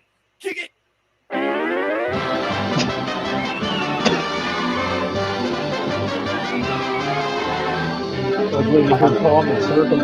I'm scared. I'm scared. I'm not excited. I love Wabbit Season. All right, Savage is here. Where's Hogan? Brother, dude. Mr. Hogan, you're on. In 5, 4, 3, 2, and. This is the Macho Man. I'm sorry, can I do that again? This is Daffy Duck, man. I'm like walking through the woods, you know? Gotta find my signs, gotta put a couple up, you know, that say rabbit season, because I want to kill the rabbit. Kick it! Where's my hammer out here? Where's my hammer? There it is.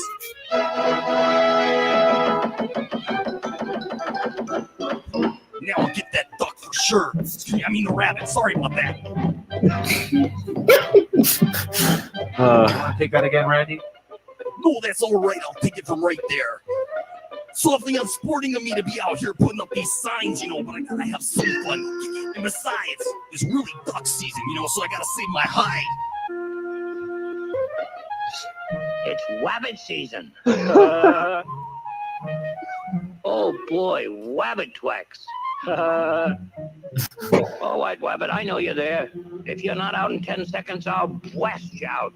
1, 2, 3, 4, 5, 6, 7, 8, 9, 10. Okay, Wabbit. Now I got you. Yeah. What's up, dude? I mean, Doc. I'm hunting wabbits. It's wabbit season. Hey, rabbit season, huh? You know, that's not right. Did you find any? Well, no. As a matter of fact, I haven't even seen a wabbit yet. What the heck? You've been putting out these signs, see? I mean, I'm sorry, no, look. This is preposterous. Don't you know a rabbit when you see one? He's standing right there with big long ears and big biceps, okay? It's true, Doc, dude. I am a rabbit. You want to shoot me now, or do you want to wait till you get home, brother? Shoot him now! Shoot him now! You stay out of this, macho dude. He doesn't have to shoot you now. This is better. I think he does have to shoot me now. In fact, I demand that you shoot me now. Shoot me now!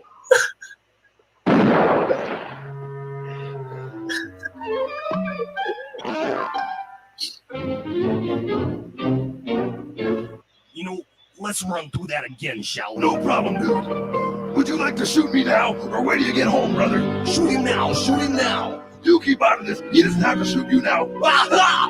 Hold it right there. Pronoun trouble, I see.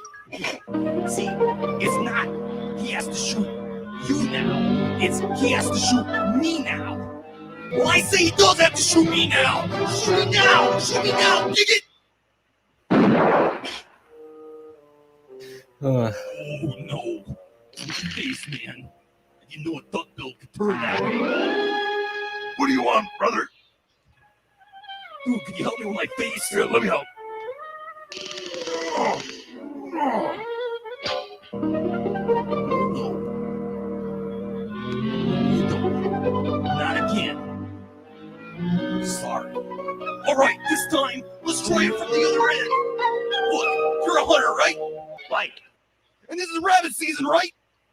Right. And if you was a rabbit, what would you do, dude? Yeah, as a matter of fact, if you're so smart, what would you do if I was a rabbit?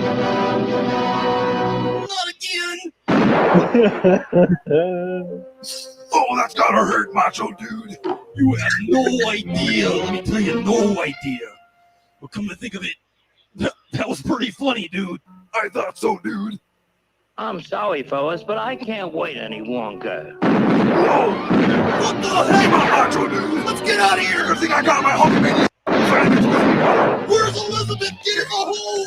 I'm in. Let's go. There, macho. We're gonna stick my head up one time right now. Oh, there goes that beak again, dude. Oh, he's definitely still lurking about.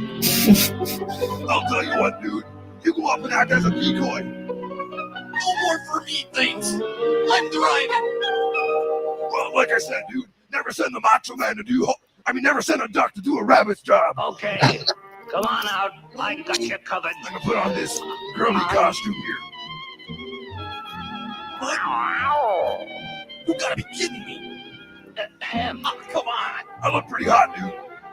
Surely you are not. You're gonna fall for that. Come on, he's bald. Isn't she lovely? She's beautiful. Ridiculous. Demand out of sheer honesty that you tell him who you are, Hulkster. Well, haven't you have anything to say out of sheer honesty? Come on. Please, anything?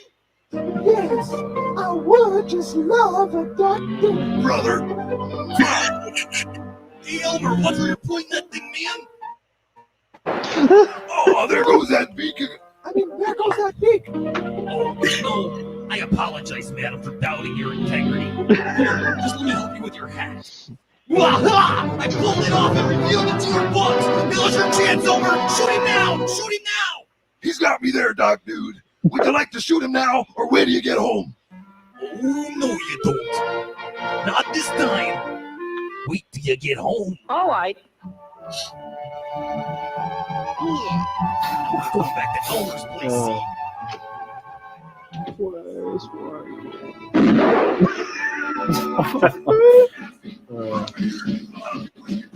Rip the beak. Oh, I'm sure you would.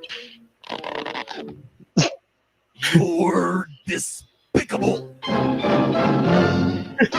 Oh my goodness. I think I said my get another chance. I'm gonna call back. So there you go. Awesome. That was awesome. Yep, that was our little take on that all. So that, like I said, that audio was, man, that sat around for like 18 years, something like that. Like, seriously. That's crazy. Wow. I just had it. I'd let people listen to it. Like, I could always see it in my head, but like I couldn't, people would listen to it and just go like, what the heck? Still people still watch that and go like, what the heck is this? But the intro is what sells it. This might be what other people, your more highbrow, well-written comedian loving folks would call stupid.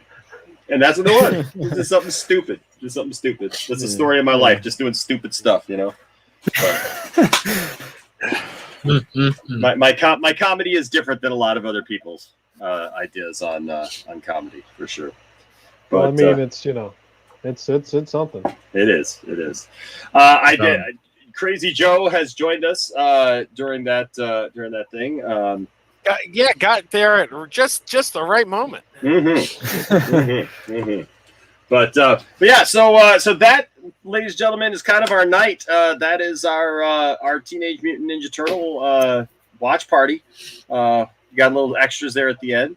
I should probably go around the room and just ask like what everybody, because we heard that apparently Rotten Tomatoes didn't give it great scores, but screw Rotten Tomatoes, like they've ever liked anything that I've liked.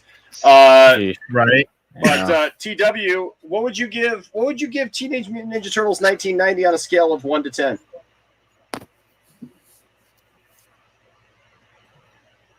Apparently nothing. 1 to 10, I'd Nothing. probably give what? Silence. Huh? You give it silence, I see. I don't want to give it silence. My internet was catching up. Oh, okay. No, I'd probably give it about a 7 or 7.5 out of 10. Okay. DL, what would you give it out of 10? Probably around the same as him. I'd probably give like a 7.5 or an 8. Probably like around 7.5. All right. Black Ops, what do you give Teenage Mutant Ninja Turtles? I have to agree with the rest of the gentlemen on the panel. I would give it in a range between 7.4 to 7.6, but 7.5 sounds about right. So, all right. Resident Justice, who was 10 years from being a glimmer in his parents' eye when this movie came out. I mean, like they weren't even revving up for it, man. They probably weren't even dating. I don't know. But RJ, what do you give this movie? I give this. RJ became sexually alive during this movie. I did actually. That's what happens when you meet April. And it's not probably the part that you're thinking about, that April O'Neil massage part from Casey Jones. It's actually when he saw the guy's face inside of Donatello's mouth. I like how I'm younger. Is that what it means to go up on someone? Yes. Like you're inside their mouth looking out. You're so deep in their mouth, you're looking out.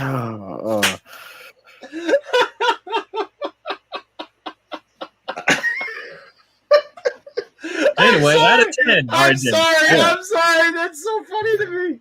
Okay. Like I said, Matt Jarvo wasn't even here. I know, Matt Jarvo's not even here. Holy cow. Okay, RJ. What do you give it? A 6 or a 9?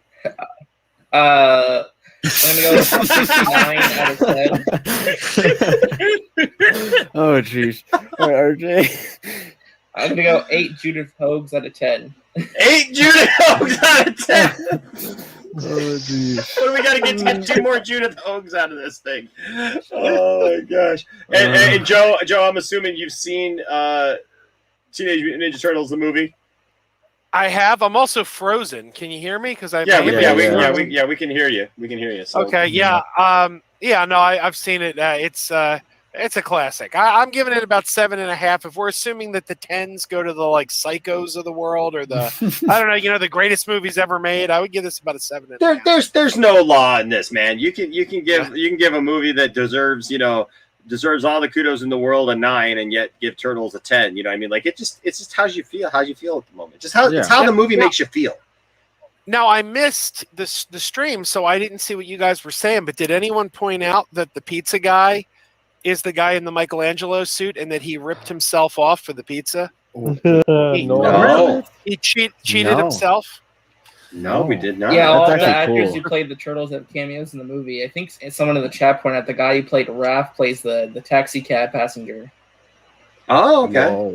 Oh. Yeah, so all the Turtle actors in the suits, I think, have cameos. And there was Joe. He was, except for the guy I think actually who plays Donatello, because I think the guy who plays Donatello, it was either Donatello or Leonardo. He comes back. He's the guy in part 2.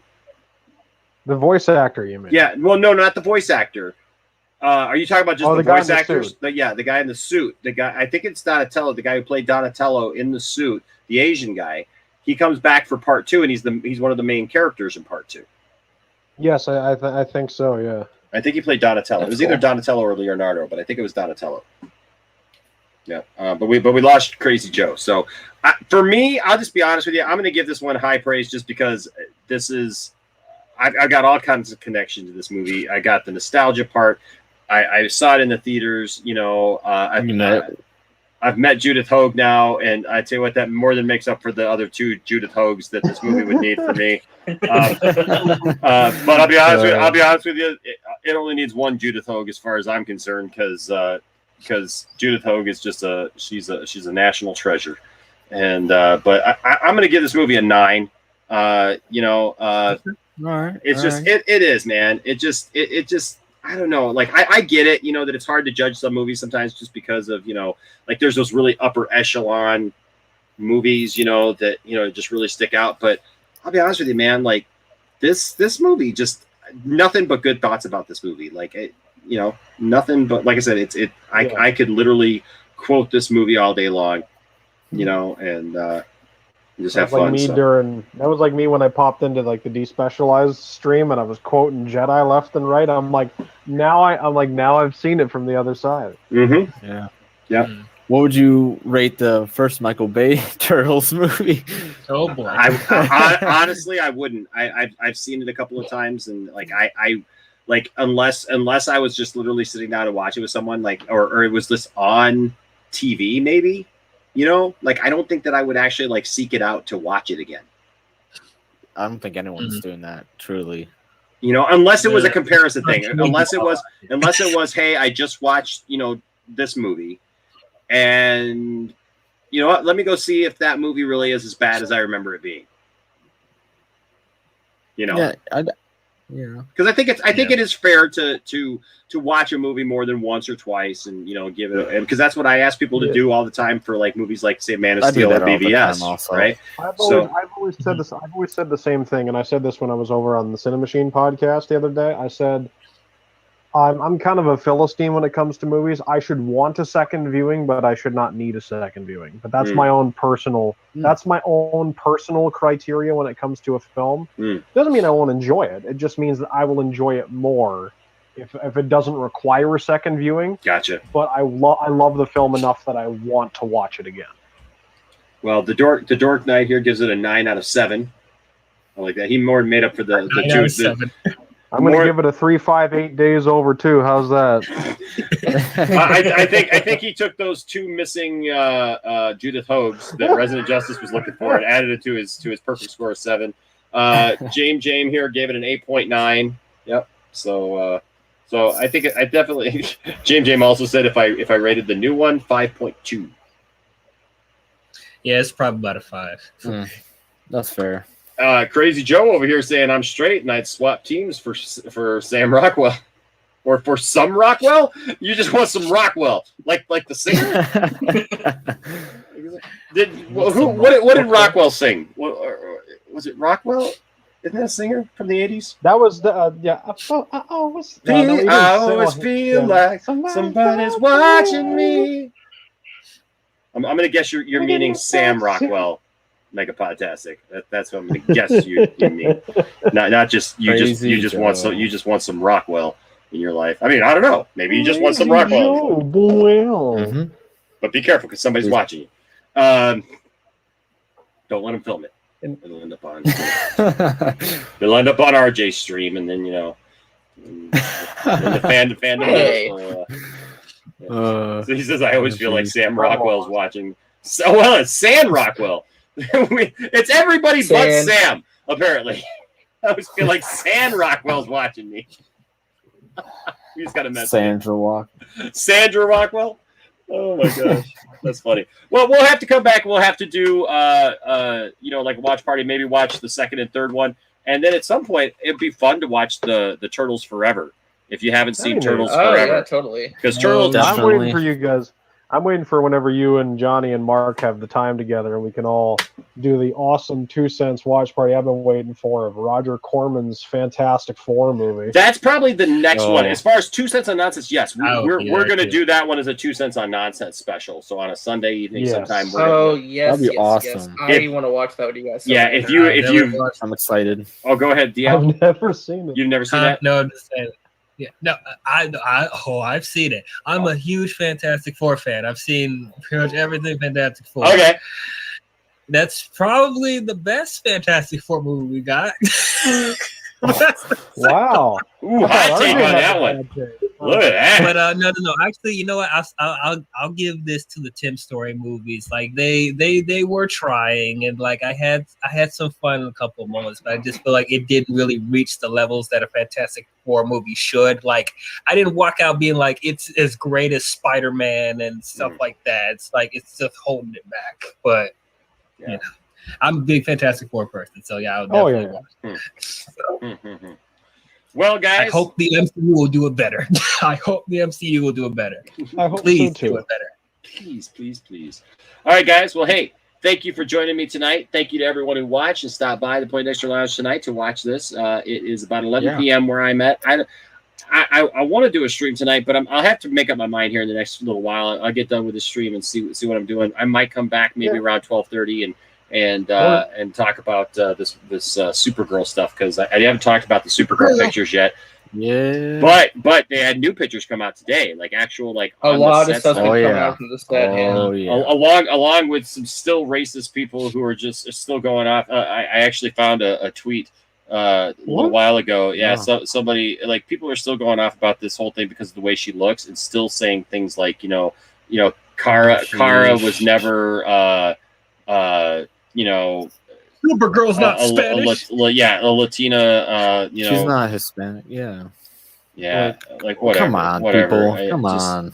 Just and with the short black hair or whatever. I will tell you guys one thing. So it's funny, how my nerddom follows me everywhere that I go, because I even did a funeral a couple of weeks ago for a family, and one of the daughters of the lady who passed. The family, it was a memorial, so everybody was wanting it to be a very festive thing. So like, even though we were there for that, the family and telling me stories about this lady, it was just really cool. But when I met this lady, one of her daughter's name was Kara, I should say, and she spells it with a K. And after the memorial, we were walking out, she was thanking me for everything that I had done and telling me how much she enjoyed everything.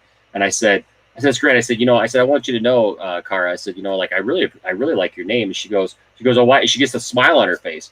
And this lady's like my age, somewhere in there, maybe a little older. I don't know. But I told her, I said, I'm a big Superman fan. And she just smiled. She goes, yep. That's what everybody calls me in the family. They all call me Supergirl. And I just thought that was pretty cool. That's awesome. Yeah. That's lovely. And she said, especially because I guess the whole family, like, this lady had been quarantined for like 42 days because everybody in her family got COVID except for her. So she kept getting quarantined because everybody in her family would get it, and she'd be quarantined for another 14 days and another 14 days and another 14 days, but she never got it. She never got it, man. Get that lady's antibodies for sure. But yeah. But thank you guys for joining me. Thank you to everyone who came on tonight. Thank you, DL. Guys, go subscribe to DL. You might not see DL for a while because if his girlfriend never sees this stream. Man, that was put to jail. DL's going down, but not that way. He's not a hero after that one. No. That's fine. That's funny. And then so go subscribe to DL's channel. Go subscribe to RJ. Go in there, find RJ's channel, Resident Justice, and then Black Ops is talking about bringing his channel back. So that'd be fun. Be good, man. That'd be good. Yeah, I was actually thinking about doing a test stream right after this for a little bit on Twitch. Nice.